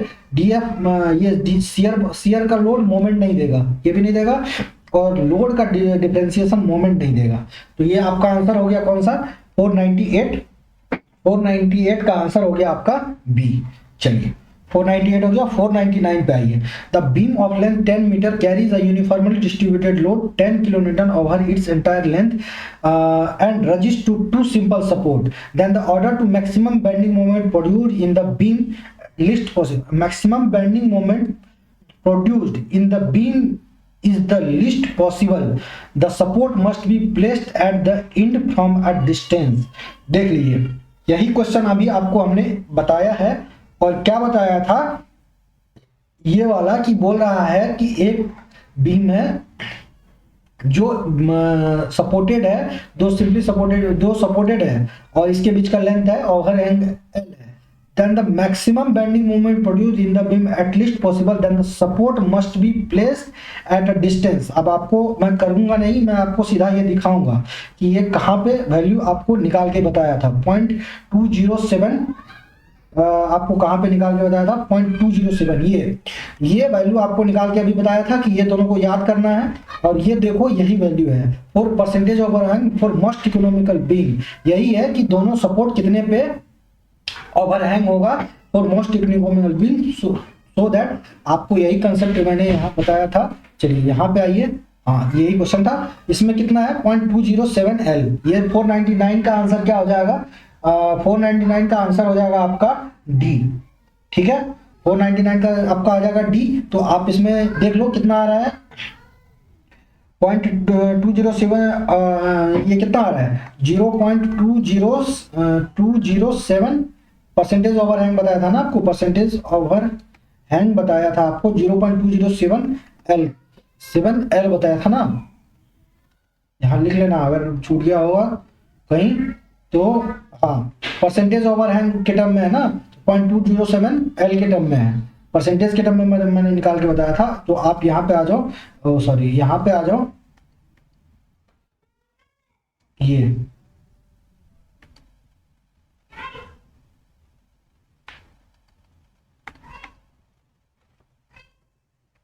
परसेंटेज ओवरहैंग बताना था 495, 496, ये भी बता दिया, ये बता दिया, इसमें थे ना, इसमें थे। तो अब इसको मल्टीप्लाई कर दो कितना से, 10, ये क्या कह रहा है 0.207 इंटू इसको कर दो मल्टीप्लाई किससे, इसको कर दो, आपको मीटर में करना है ना, 10 मीटर दे रखा है, 10 मीटर तो 0 पॉइंट ये हो जाएगा 10, तो 10 से मल्टीप्लाई करो तो ये हो जाएगा कितना, 0.207 इंटू 10 और डिवाइड बाई 1000, ये हो गया। तो 1010 कट गया तो 2.07, तो ये आएगा 2.07 मीटर, 2.07 मीटर आ गया। चलिए आगे करिए, आगे करिए। The beam of span L fixed at the one and and simply supported at the other and. एक एंड पे फिक्स है, simply supported eight other and पे है। Uniformly distributed load run over the entire span, over the whole span, then the reaction are at the simply supported one। ये बोल रहा है reaction बोलिए, तो इसको लिखते हैं WL4 ओवर ATI, ये W kilo newton per metre है, ठीक है, W पर मीटर है, और ये दे रखा है RB, तो इसको लिखिए RB LQ over 3EI। EI से EI कट गया, LQ से ये L to the power 4 cut गया, तो क्या बच गया, RB इक्वल टू हो गया 3/8 WL। 3/8 WL देख लीजिए का आंसर है 500 का आंसर आपका हो जाएगा 3WL/8। आपका आंसर कौन सा मैच कर गया, ए। 501 पे आइए। Maximum shear force of the 3 equal span of a beam और slab occurs. Maximum shear force कहाँ होगा, maximum shear force for 3 equal span of a beam और स्लैब अकर्स कहाँ पे होगा, कहाँ पे होगा, ये आपका आरसीसी का क्वेश्चन है, पहली बात तो आरसीसी का क्वेश्चन है, और इसमें होगा आउटर साइड्स के सपोर्ट पे, outer side support to the next in support, इसका आंसर हो जाएगा सी। ये आरसीसी का क्वेश्चन है और इसका आंसर हो जाएगा सी। और इस केस में एक शियर फोर्स कोफिशिएंट भी होता है, वो इस केस के लिए 0.6 हो जाएगा। ठीक है, चलिए इसके बाद आगे बढ़ते हैं। प्रूफ 152 पे आइए। The expression d4y by D X square, d4y by D X square बोल रहा है कि द बीम क्या होगा। देखिए आपको पता है dm बाई डी एक्स क्या होता है, शियर फोर्स होता है, और d shear force by D x ये होता है लोड होता है।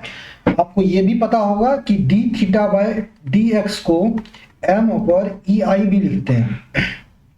ठीक है, और इसी को अगर d2y by D X square लिखना होगा तो इसको भी m ओवर ई आई लिखते हैं। तो यहां से कैलकुलेट करके क्या लिख सकते हैं, अगर d को 4 बार गुना करें, d को इसी डिफ्लेक्शन को 4 बार गुना करें, 4 बार गुना करें, और dx टू दी पावर 4 इसको 4 बार गुना करें और इसको अगर मल्टीप्लाई करें तो ये क्या हो जाएगा, ये हो जाएगा डी थीटा एक बार अगर करोगे, 2 बार अगर दूसरे बार में करेंगे तो m ओवर ई एक्स आई, और w को के टर्म में करेंगे तो यही हो जाएगा आपको w। ठीक है, m ओवर ई आई और इधर ई आई को मल्टीप्लाई कर दीजिए तो इससे हो जाएगा आपका लोडिंग, यानी कि w load intensity of the section. तो 502 का कितना हो जाएगा, इसका हो जाएगा पहला 503 का ये। The prismatic beam of length L fixed at the both end carrying a uniformly distributed load, then distance between point of contraflexure पूछ रहा है, बोल रहा है कि prismatic beam है फिक्स्ड एट बोथ एंड और यूनिफॉर्मली डिस्ट्रीब्यूटेड लोड है। ये क्वेश्चन आपको मैंने कई बार बता रखा है। इसका शियर फोर्स डायग्राम, इसका बेंडिंग मोमेंट डायग्राम आपको बता रखा है, और इसका फिक्स्ड इन मोमेंट WL²/12 और ये आता है WL²/12। अगर इसका निकालना है शियर फोर्स और BMD कहाँ पे होगा तो फिर से मैं बता देता हूँ, आप इसको देख लीजिए क्योंकि अब ये लास्ट हो रहा है, कंसेप्ट रिकॉल हो जाएगा। ये क्या हो जाएगा WL/2 और मान लीजिए कि shear force eight x distance पे क्या होगा कि बेंडिंग मोमेंट मैक्सिमम मिलेगा x डिस्टेंस पे, तो bending moment eight x distance पे लिख लीजिए क्या होगा WL/2 इंटू x, क्या लिखेंगे WL/2 इंटू x माइनस अब लोड के लिए लिखिए, क्या लिखिएगा WX into X by 2, W into X by 2 minus और फिक्स्ड इन मोमेंट WL²/12। तो अगर 2 से 2 कटा और इसको क्या करोगे आप मैक्सिमम बेंडिंग मोमेंट के लिए इसको 0 के बराबर करोगे तो ये इसको क्या लिखोगे 2 से 2 12, ये क्या हो गया और W भी कट गया तो ये लिखोगे LX माइनस ये क्या हो जाएगा LX माइनस ये x² बच गया ना, x² माइनस ये 6 बच गया और w भी कट गया तो L/6 बच गया, L/6 बच गया, L²/6 बच गया इक्वल टू 0। अब इसको जब आप जब इसको आप तोड़ोगे तो इसको आपको क्वाड्रेटिक इक्वेशन के फॉर्म में बनेगा, और ये जो बनेगा वो एक x1 आएगा और एक ये x2 आएगा। x1 क्या होगा L/2 प्लस L/2 और प्लस आएगा L/2√3, L/2 प्लस L/2√3 आएगा और L/2 माइनस L/2√3 आएगा। तो x1 का वैल्यू L/2 प्लस L/2√3 और ये आएगा x1 का, और x2 का आएगा L/2 माइनस L/2√3। तो ये आएगा, ये आता है 0.211 और आप इसको भी सॉल्व कर लोगे 0.211 और इसको सॉल्व कर लेना, इसका वैल्यू जो भी आ रहा होगा वही आएगा। इसका वैल्यू आता है 0.7 और 0.788 L और ये भी L। तो अब इसका आप BMD बना लो। इसका BMD अभी आपको मैंने करके बताया था कि ये जाएगा और ये इसका BMD बनेगा। ठीक है, तो ये डिस्टेंस क्या है, ये है x1, ये है 0.211 L और यहाँ से ये डिस्टेंस क्या है, इस पॉइंट का कॉन्ट्राफ्लेक्चर के लिए डिस्टेंस है x2 0.788 L। और अगर आपको दो पॉइंट ऑफ कॉन्ट्राफ्लेक्चर के बीच का डिस्टेंस पूछे तो आप क्या लिखोगे, इन दोनों को घटा दो तो ये डिस्टेंस आता है 0.577 L, 0.577 L, 0.577 L, ये डिस्टेंस इन दोनों के बीच का आता है। तो अभी आपका आंसर क्या हो जाएगा 503 के लिए, 503 का आंसर आपका 0.211 L होगा। ठीक है, तो अभी ये क्या कर रहा है, then the distance between point of contraflexure, ये बोल रहा है पॉइंट ऑफ कॉन्ट्राफ्लेक्चर ये 0.577 L, ये आंसर आपका सी हो जाएगा।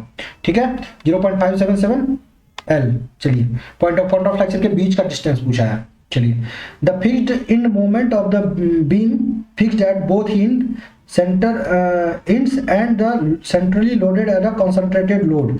अगर ये लोड लग रहा है और दोनों ये फिक्स है तो आपको क्या बोला, fixed end moment WL/8, WL/8 और इसका WL/8 और WL/8, तो ये देख लीजिए WL/8 यानी कि अगर ये P है तो इसको भी लिखना पड़ेगा PL/8 और ये भी लिखना पड़ेगा PL/8। अगर ये W मान के आपने कर लिया था WL/8 आपका 504 का आंसर क्या हो जाएगा, 504 का आंसर मैच कर गया ए। 405 पे आइए, 505 पे आइए। For the cantilever beam subjected to a point load its free end, cantilever beam पे point load at free end, then the shear force under the point load is, shear force under the point load. तो SFD बनाओ, तो SFD क्या बनाओगे, ये अगर simply ये क्या बोला कैंटिलीवर बीम है तो ये इसका आ गया क्या P और ये जाएगा यहाँ से P मिल गया, तो shear force eight free and पे कितना मिला, P मिला। तो 505 का आंसर क्या लिखोगे, 505 का इक्वल टू द लोड मिलेगा, लेस देन लिखो इक्वल टू द लोड। 5.5 का आंसर क्या मिलेगा C। तो चलिए इक्वल टू द लोड 506 पे आइए। The uniformly distributed load W over the entire span L, the beam supported eight one and only, beam is uniformly distributed L over the entire span of L, beam supported eight only what is the bending moment eight support. बोल रहा है कि uniformly distributed है और supported only one and पे है, तो ये कैंटिलीवर बीम हो गया। कैंटिलीवर में मैक्सिमम बेंडिंग मोमेंट कितना निकालते हैं, मैक्सिमम बेंडिंग मोमेंट टिक्स का निकालते हैं कितना, WL² W into L into L/2 WL²/2, तो ये WL²/2 आप आंसर मैच करिए WL²/2। आपका आंसर हो जाएगा 506, 506 का आंसर हो जाएगा कितना, 506 का आंसर आ जाएगा आपका C। 507 पे आइए, 507 में क्या कह रहा है, 507 में कह रहा है the simply supported beam AB having a concentrate eccentric load P, एक सिंपली सपोर्टेड बीम है, इसेंट्रिक लोड P है, AC सिंपली सपोर्टेड बीम है ना, सिंपली सपोर्टेड बीम है, ये A है, ये B है और ये C है। AC का वैल्यू A बता रहा है, CB का वैल्यू B बता रहा है। Then the length of beam, अगर ये टोटल लेंथ इसका L है, then the bending moment at C पे। देखिए इसको तो मैं डायरेक्ट भी बेंडिंग मोमेंट बता सकता हूँ, क्या कि आपको एक कंसेप्ट ट्रिक बताया था, बेंडिंग मोमेंट जो लोड है वो, और दोनों A इंटू B करिए और डिवाइड बाय टोटल लेंथ कर दीजिए, A प्लस B करिए या फिर टोटल लेंथ कर दीजिए, तो हम टोटल लेंथ करके चल रहे हैं। ठीक है, और इसी को लिख सकते हैं P into A into B by A plus B, आपको ये मैंने बता रखा है। ठीक है, और अगर आप इससे निकालना चाहो तो आपको इसका RA और RB निकालने का भी फार्मूला बताया था। RA के लिए क्या बताया था, RA के बताया था जितना लोड लग रहा हो, अगर ये P लोड है, ठीक है, तो अगर जितना लोड लग रहा हो और अगर इस साइड का सपोर्ट निकालना है तो इसका distance divide by A plus B, और RB निकाल रहे होंगे तो इसका डिस्टेंस, इस साइड का distance divide by A plus B, यही RB आएगा। अब निकाल लो, और ये तो आपको मैंने ये ट्रिक से बता दिया, ट्रिक से बता दिया। अब आपको जेन्युइनली बता देता हूं मैं कि क्या आता है। RA plus RB equal to क्या लिखेंगे P, और RA plus RB equal to P, और RA इंटू मोमेंट ले लीजिए B के अबाउट, RA इंटू L कर लीजिए, RA into L equal to क्या लिखोगे P इंटू B, तो RA इक्वल टू क्या लिखोगे P into B by L, P into B by L, RA equal to P into B by, और इसी को L लिख सकते हैं P into B by L, ये भी हो गया। तो A plus B equal to L है ना, तो ये इसको L भी लिख सकते हैं, तो मैच कर गया आपका। तो RA लिखो PB बाय L और RB लिखो PA बाय L, और मैक्सिमम बेंडिंग मोमेंट पूछा है ना आपसे, तो PAB बाय L, PABYL आप मैच कर लो। आपका 507 का आंसर डी मैच कर रहा है। 507 का आंसर क्या है? डी है। चलिए आगे बढ़ते हैं। 507 हो गया और 508 पे आते हैं। 508 पे कह रहा था beam supported as shown at A and B and has an overhang at AC, then the carries a load as shown in the figure. Which of the following give the value of so that the RA equal to RB? RA equal to RB पूछ रहा है आपसे कि वो बताओ। तो beam देखो RA RB निकाल लो और दोनों को डिवाइड कर दो या दोनों को इक्वल कर लो, तो उससे क्या होगा, आपको W का वैल्यू निकल जाएगा। ठीक है, तो RA RB मैं यहां से सॉल्व करता हूं।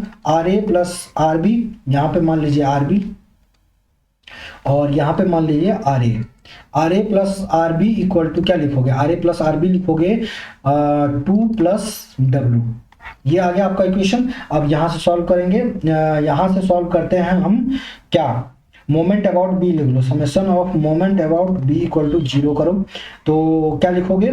2 इंटू 4 1 5 2 7, 2 इंटू 7 माइनस नहीं, ये आ रहा है, ये जा रहा है इधर से, तो ये इसको लिखोगे क्या? एंटी क्लॉकवाइज माइनस, और ये लिखोगे प्लस RA इंटू 4 2 6 और RA इंटू 6, और ये लिखोगे minus W into 2 equal to 0। यहां से करो तो RA इंटू 6 को इस साइड रखो, इधर भेजो, तो ये आ गया 14 प्लस 2W। तो RA इक्वल टू क्या लिखोगे? 14/6 प्लस W बाई 2 तिहाई के 6, W बाई 3। ठीक है, और ये आ गया आपका RA आ गया, तो RB लिखो 2 plus W minus 14/6 minus W by 3। तो ये कितना हो गया? ये हो गया 2 minus 14/6 plus W minus W by 3। तो 2 माइनस 14, 6 दुना 12 में से 2 गया तो minus 2/6 plus 3W minus W, तो 2W बाई 3। तो ये हो गया कितना? 2 तिहाई के 6। तो RB कितना हो गया? RB हो गया आपको 2W बाई 3 प्लस 1/3। अब दोनों को बराबर कर लीजिए और कैलकुलेट कर लीजिए। 14/6 RA इक्वल टू RB बोला ना, 14/6 plus W by 3 equal to 2W by 3। ये 2W बाई 3 माइनस 1/3 है, ये माइनस 1/3। ठीक है, तो 14 बाय यहां से कर लीजिए 14/6 plus 1/3 equal to 2W by 3 और माइनस W बाई 3। तो ये आंसर आपको क्या निकल के आ रहा है? कैलकुलेट करके मैं इस चीज को यहाँ कर रहा हूँ, तो ये आ गया आपको 3 और ये कितना हो गया? 2 7 14 2 3 6, तो 7/3 प्लस 1/3, तो 7 1 8/3। तो इसको करिए 8/3 इक्वल टू 8/3। तो ये हो गया 8/3 इक्वल टू ये हो गया कितना? 2W माइनस W बाई 3, तो यानी कि W by 3 W equal to कितना आया? W इक्वल टू 8 किलोमीटर आया। W equal to 8 kilometre. Option match कर लीजिए। 508 का आंसर कौन सा आ रहा है आपको? 508 का सी आंसर आ रहा है। 508 का आंसर सी मैच कर गया। ठीक है, 8 किलोमीटर आपको मैच कर गया। ठीक है, चलिए 508 हो गया। 509 पे आते हैं। The variation of the bending moment in the portion of a beam carrying a linearly varying load, बोला है लीनियरली वेरिंग लोड। यूवीएल का ये बोल रहा है, तो इसमें क्यूबिक पाराबोला आता है 509 का आपको आंसर तो पता ही है, ऑलरेडी हमने बता रखा है। क्यूबिक पाराबोला आता है तो आपका क्यूबिक आ जाएगा। 509 510 पे आइए। 510 पे बोल रहा है कि बेंडिंग मोमेंट आपको मैच करना है। Correct the answer the given below. इसका बीएमडी बनाओ। W लिखोगे तो मैक्सिमम WL बाई 4 आ जाएगा। इसका मैक्सिमम बेंडिंग मोमेंट कितना आ रहा है? इसका बेंडिंग मोमेंट आ रहा है WL बाई 4। तो इसका आंसर हो गया, इसका किस में मैच कर गया? तीसरा में। इसको मैच कर दो तीसरे से, ये मैच कर गया तीसरे से, और इसका क्या आएगा? इसका आएगा पाराबोलिक और ये आएगा WL by 4, W L square bye 4।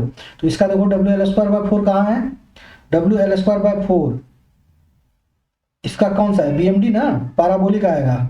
और नहीं, डब्ल्यू एल स्क्वायर बाय 8 आता है इसका, डब्ल्यू एल स्क्वायर बाय, ये आप कर लो तो डब्ल्यू यूडीएल है ना, तो W by 2, W L by 2 into L by 2 minus W into L by 2 into L by 4। तो ये आ गया W L square by 8, W L square by 8, और ये पैराबोलिक होगा। तो इसका आंसर हो गया आपका 4।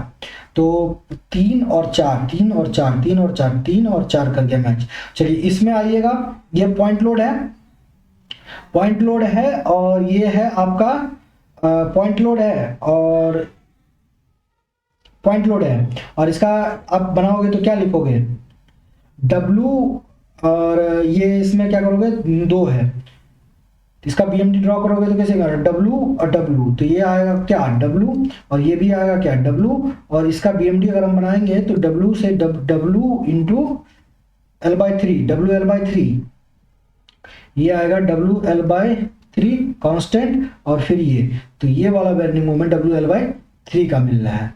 तो इसका आंसर मिल जाएगा ये। और तो फिर ये कौन सा बच गया, ये पॉइंट लोड और सेंटर पे, तो पॉइंट लोड एट सेंटर पे, तो इसका आप अगर बनाते हो तो इसका बीएमडी क्या बनेगा, W A B by L, यही बनाया था, point load centre W A B by L.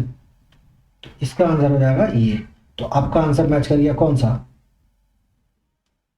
इसका आंसर 1 मिनट, 1 और 1 है, तो W L by 4 point load पे है ना, पॉइंट लोड पे तो एक तीसरा मैच कर गया, 1 का 3 मैच कर गया, 2 का 4 मैच कर गया, और सी और डी का मैच कर रहा है कौन सा, सी और डी का मैच कर रहा है आपको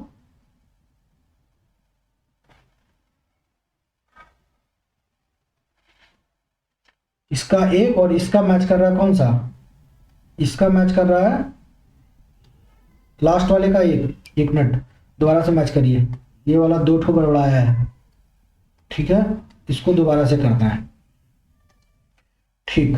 चलिए इसका तो आपको बना के दिखाया था, इसका हो जाएगा 2, यानी कि डी का हो जाएगा 2, ये 2 होगा, ये 2 होगा, और इसका सी का हो जाएगा 1, सी का आ जाएगा 1, और ए का हो जाएगा 3, ए का आ गया 3, और बी का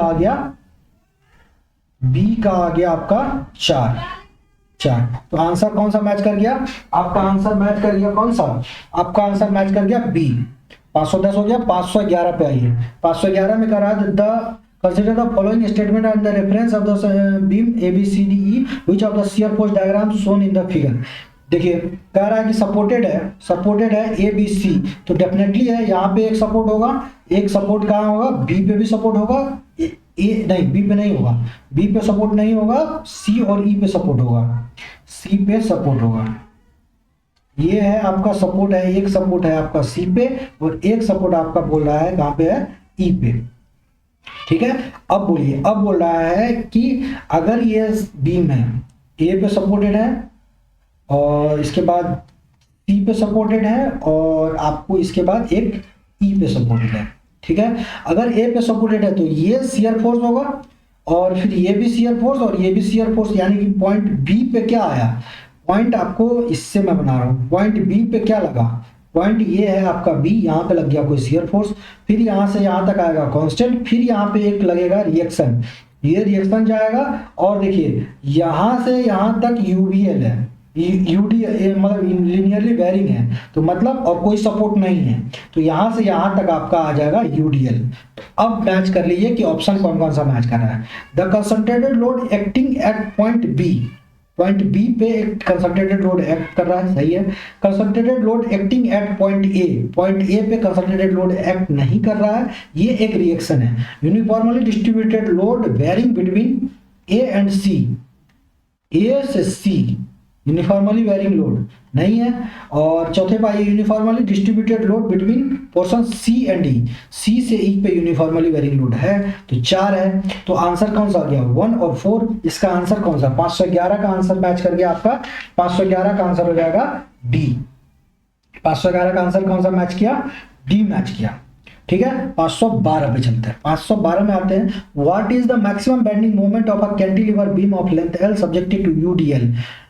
maximum bending moment cantilever beam में पूछ रहा है और यूडीएल लगा हुआ है। Maximum moment bending moment WL²/2, आपको ये कई बार मैंने बता रखा है। 512 का आंसर हो जाएगा आपका कौन सा? सी।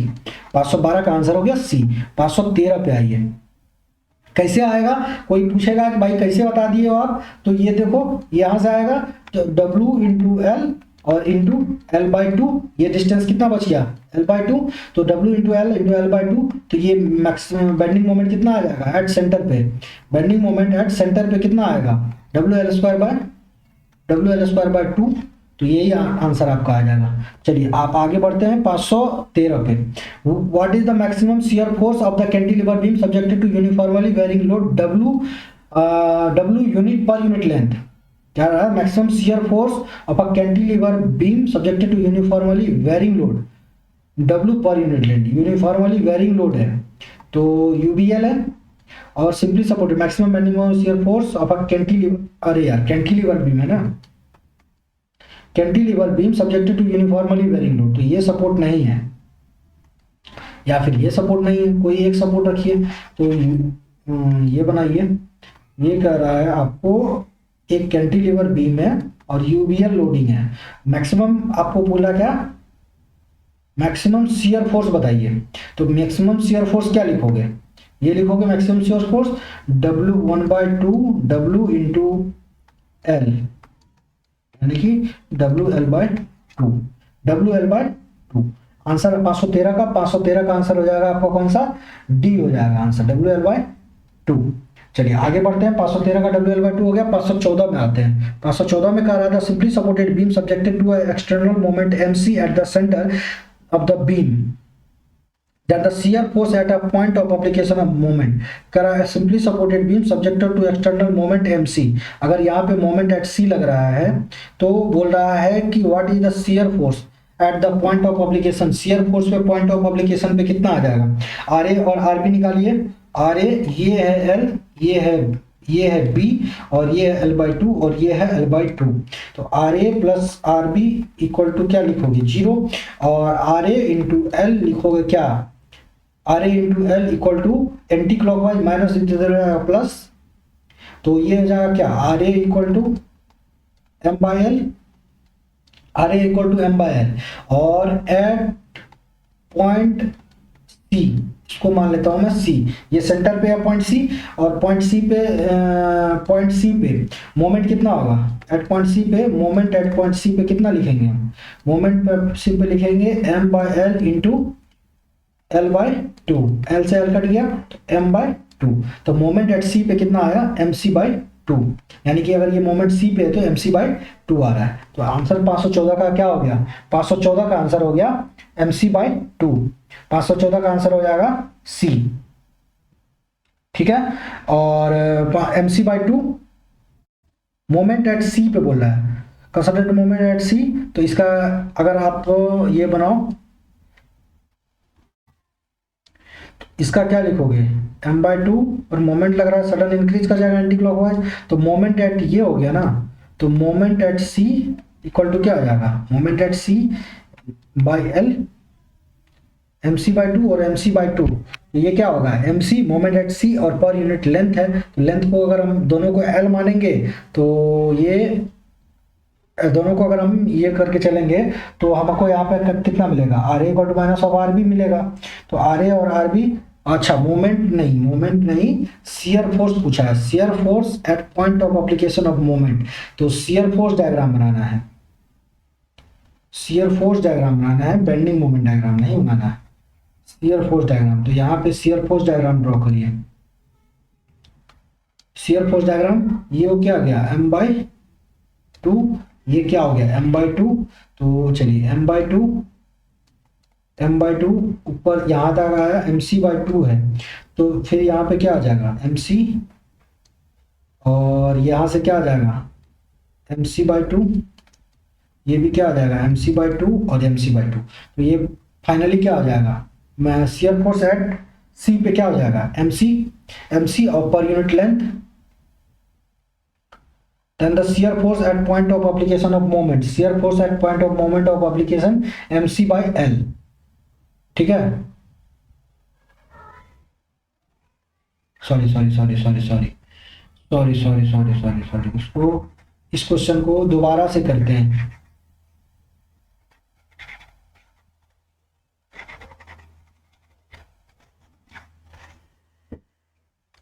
चलिए इस क्वेश्चन चलते 514 में आते हैं। 514 में क्या कह रहा है, 514 में simply supported beam subjected to external moment mc at the centre. तो moment at mc at centre पे लगा दिया, ये सेंटर मान लेते हैं c, ये क्या है a, ये क्या है b, ये b, और R A plus R B equal to क्या लिखेंगे, R A plus R B equal to zero, R A plus R B equal to zero, R A plus R B equal to zero, R A into L equal to, ये anti clockwise तो m, तो R A equal to क्या लिखेंगे, R A equal to M by L, तो R B कितना हो जाएगा minus M by L, R B हो जाएगा minus M by L, R A हो जाएगा एम बाई एल। तो इसका ऐसा भी ड्रॉ कर लीजिए एम बाई एल, और यहाँ से यहाँ तक कांस्टेंट, और ये क्या हो जाएगा M by L, M by L. तो शेयर फोर्स एट सी पे कितना हो जाएगा एम बाई एल, तो एम सी बाई एल, तो इसका हो जाएगा 514 का सी। 515 पे आइए, 515 पे, 515 पे आते हैं। 515 में कर रहा है simply supported beam effective length L subjected to a concentrated moment at its centre. Simply supported beam है, मोमेंट एट सेंटर पे लग रहा है, और कह रहा है maximum bending moment, maximum bending moment and the beam, maximum bending moment पूछ रहा है आपको, और simply supported beam effective length L subjected to a concentrated moment at its center, then the maximum bending moment आपसे पूछ रहा है। 515 में maximum bending moment पूछ रहा है, तो maximum bending moment क्या लिखेंगे, maximum bending moment, तो अभी आपको ये बताया था m by L, और ये बताया था रिएक्शन निकाल के m by L, तो ये है आर ए, ये है आर बी, और यहाँ से मोमेंट एट सी पे निकाल लो, तो m by L into L by two, L से L कट गया, तो moment at C M by two आ रहा है, moment at C M by two आ रहा है। चलिए तो यहाँ आ गया ये डिस्टेंस, और ये आएगा, ये आ गया आपका मोमेंट, ये आ गया मोमेंट, और मोमेंट एट सी पे क्या हो जाएगा, मोमेंट एट सी पे निकाले तो एम नॉट बाई टू आ रहा है, ये आ रहा है moment am not by two, और ये भी क्या हो जाएगा एम नॉट बाई टू, तो क्या हो जाएगा एम बाई टू, तो ये हो जाएगा डी। 515 का आंसर क्या हो जाएगा, मैक्सिमम बेंडिंग मोमेंट पूछ रहा है, तो प्लस में और ये माइनस में, मैक्सिमम वाला ये है तो एम नॉट बाई टू, तो एम नॉट बाई टू, 515 का क्या हो जाएगा डी। चलिए 516 पे आते हैं। 516 में कह रहा है the cantilever beam loaded as shown in the figure below when the shape of the bending moment diagram for portion A B. इस पोर्शन के लिए शेप ऑफ बेंडिंग मोमेंट पूछ रहा है, शेप ऑफ बेंडिंग मोमेंट पूछ रहा है, तो बेंडिंग मोमेंट आप यहाँ पे ड्रॉ कर लो। ये एक ये बीम है, अब मैं बीएमडी बना रहा हूँ, तो बेंडिंग मोमेंट क्या हो जाएगा, ये हो जाएगा कितना बेंडिंग मोमेंट W इंटू, यानी कि 2 इंटू 1 इंटू 1.5, तो 1.5 दूना 3, तो ये आ जाएगा 3 किलो न्यूटन मीटर का, और यहाँ से यहाँ तक कोई लोड नहीं, और इसके बाद क्या हो जाएगा पैराबोलिक, इसके बाद पैराबोलिक यूनिफॉर्मली डिस्ट्रीब्यूटेड लोड। अब करो इसको दोबारा से करते हैं, ये आ जाओ ये वाला, ठीक, और यहाँ से यहाँ तक क्या है कोई लोड नहीं, तो इंक्लाइंड स्ट्रेट लाइन, और ये हो जाएगा पैराबोलिक, ये हो जाएगा 2 डिग्री। पूछ रहा है ए से लेकर के सी तक का कैसे होगा, linearly varying with maximum bending moment at B, और बी पे अगर हम बेंडिंग मोमेंट यहाँ पे निकाल के दिखाएं तो कितना हो जाएगा, यहाँ पे हो जाएगा 2 इंटू 1 इंटू 0.5, 2 इंटू 1 इंटू 0.5, 5 गुना 10 यानी कि 1, तो ये डिस्टेंस कितनी, ये कितना हो जाएगा मैक्सिमम बेंडिंग मोमेंट 1। तो इसका 516 का आंसर क्या हो जाएगा, यहाँ से 516 का आंसर हो जा रहा है linearly varying with maximum bending moment at A, maximum bending moment at A, linearly varying maximum bending moment at B पे मैक्सिमम बेंडिंग नहीं हो रहा है, एट ए पे मैक्सिमम बेंडिंग हो रहा है। यहाँ पे 3 किलोमीटर आ रहा है, यहाँ पे 1 किलोमीटर का आ रहा है, तो मैक्सिमम बेंडिंग मोमेंट ए पे हो गया। 517 पे आइए, the overhang beam of the expressed the bending moment is given as 2.5 x minus 3x²/2, ये बेंडिंग मोमेंट का इक्वेशन दे रखा है, ठीक है। Then the location of the bending moment पूछ रहा है, तो dm/dx इक्वल टू 0 करिए और निकाल लीजिए।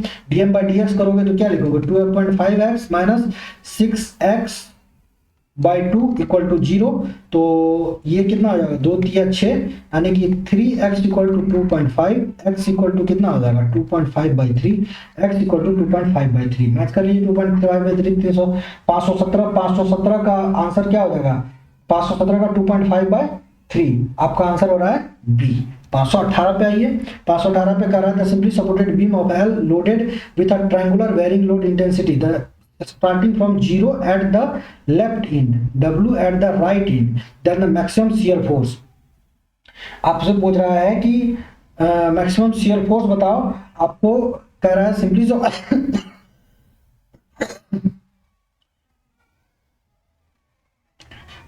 Intensity starting from the 0 at the left and, यहाँ पे 0 आ रहा है, लेफ्ट एंड ये है, राइट एंड ये है, इसको मान लेता हूं मैं ए, इसको मान लेता हूं मैं बी, और यहाँ पे आ रहा है डब्ल्यू।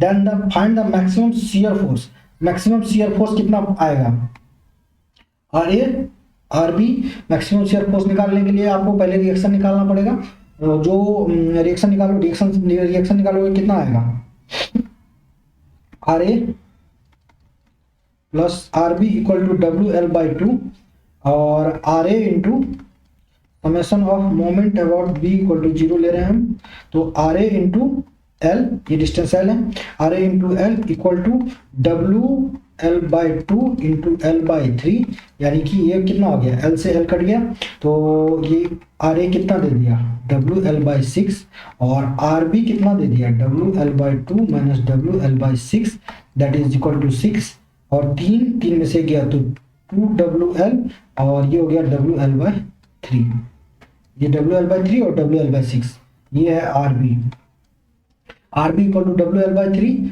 ये कितना आया, ये वैल्यू आया WL/3, और ये कितना आया RA इक्वल टू WL/6। तो maximum shear force WL/3, maximum shear force इन दोनों में कितना आया WL/3, WL/3 आपका आ रहा आंसर 518 का ये जाएगा ए, 529 में 519 में आइए। The proper cantilever beam of span L loaded with the uniformly distributed load in intensity W at the length and the span, the bending moment at the fixed and पे पूछा है, bending moment eight fixed and पे बोला, ये proper cantilever है, uniformly distributed load है, W kilonewton पर metre का लोड लगा हुआ है, ये L डिस्टेंस पे है। तो आर ए, पहले तो आर बी निकाल लीजिए, आर बी क्या निकालेंगे, आर बी इंटू L3/3EI और WL4 ओवर 8EI, तो W से W तो रहेगा ही, L4 और LQ चला गया तो यहाँ बच गया L, तो RB कितना आ गया, RB आ गया 3/8 WL, ये भी मैंने आपको कई बार बता दिया है, RB आ गया 3WL/8। अब क्या करिए, मोमेंट ले लीजिए, मोमेंट एट ए निकालना है, तो -3WL/8 और ये प्लस WL²/2, तो ये हो जाएगा 4 से ऊपर नीचे मल्टीप्लाई कर दीजिए, तो ये कितना आ जाएगा, ये आ जाएगा WL/8, WL²/8, 3WL/8 into 3WL/8 into ये L भी तो है, इंटू L, तो WL²/8, तो ये हो गया 4WL²/8, 519 का आंसर कितना हो जाएगा WL²/8 ए। 520 पे आइए, 520 पे आते हैं। A simply supported beam of span L, simply supported beam of span L carry a full span of load varying uniformly from 0 at either end, 0 at either end। चलिए इसको दोबारा से लिखिए, डायग्राम दोबारा से बनाते हैं। 0 at W kilometre span, W kilometre mid span, the shear force at the end, यही वाला आपको ये मैंने पूरा डेराइव कराया है, अब मैं ये आपको दोबारा डेराइव नहीं कराऊंगा। W बोल रहा है सेंटर पे, 0 बोल रहा है एंड पे, इसको बोल रहा है RA और इसको बोल देते हैं हम RB, ये सपोर्ट B है आपका, ये सपोर्ट A है, ठीक है। देन 0 शियर फोर्स एट कहाँ होगा, जीरो शेयर फोर्स कहाँ हो रहा है, शेयर फोर्स जहाँ कहाँ हो रहा है, अभी आपको CSFD बना के दिखाया था, ये डिस्टेंस जीरो शेयर, ये आपको बना के दिखाया था, यहाँ पे आपको ये वाला जीरो होगा, ये आर ए था, ये डिस्टेंस था, ये तो ऐसा आएगा, ये आएगा, ठीक है। ये आया था WL/4, ये भी आया था WL/4 पीछे वाला डायग्राम से देखेंगे, और ये डिस्टेंस आया था L/2, तो ये आया था कहाँ पे, मिड स्पैन पे। 520 का आंसर क्या हो जाएगा, 520 का आंसर हो जाएगा बी, 520 का आंसर हो जाएगा बी। तो चलिए हो गया। 521 पे आते हैं, चलिए 521 पे नहीं आते हैं, ये आपका आंसर हो जाएगा मिड पे 500। अभी आप बाकी का क्वेश्चन जो भी है अभी आप इसको अगले क्लास में इसको खत्म कर देंगे, ठीक है। तो अभी के लिए अभी स्टॉप कर दें, क्योंकि आज कुछ कंसेप्ट भी बता दिया तो वीडियो लंबा हो जाएगा थोड़ा सा, तो आप लोग कहीं बोर ना हो जाओ, इस वजह से बंद कर रहे हैं। उम्मीद करते हैं कि आपको आज का क्लास में बहुत सारे कंसेप्ट मैंने बताए हैं वो आपको अच्छे से आ रहा होगा और आप अपने कंसेप्ट को रिवाइज करिए। अगले क्लास में खत्म हो जाएगा। पिछले 2 सब्जेक्ट का आपको फुल रिवीजन हो जाना चाहिए। कोई भी डाउट हो तो आप उसको कमेंट बॉक्स में बिल्कुल लिखिए, कोई शर्माने कोई घबराने की बात नहीं है। हम और आप जो यहाँ है, यहाँ प्रॉब्लम सॉल्व करने के लिए ही बैठे हुए हैं, हम दोनों मिल के ही सॉल्व कर लेंगे, कोई इशू की बात नहीं है, टेंशन नहीं लेना है। और बस पढ़ते रहिए और करते रहिए, प्रैक्टिस इतना हो जाएगा कि आपको कि जो सब्जेक्ट मैं कराऊंगा उस सब्जेक्ट में आपको क्वेश्चन से कुछ भागना ही नहीं पड़ेगा। न्यूमेरिकल मैं इसीलिए इतना करा रहा हूँ घुमा फिरा के, ठीक है। तो चलिए मिलते हैं अगले क्लास में, तब तक के लिए बाय बाय, टाटा, थैंक यू सो मच। आप अपना ध्यान रखिए, और अगर आपको सेशन अच्छा लगता है तो दोस्तों के साथ शेयर भी कर सकते हैं, और ताकि मतलब थोड़ा मतलब रीच बढ़े और लोग यहाँ पे ज़्यादा आ पाएँ, इसके लिए मैं आपका थैंक यू करता हूँ। चलिए बाय बाय।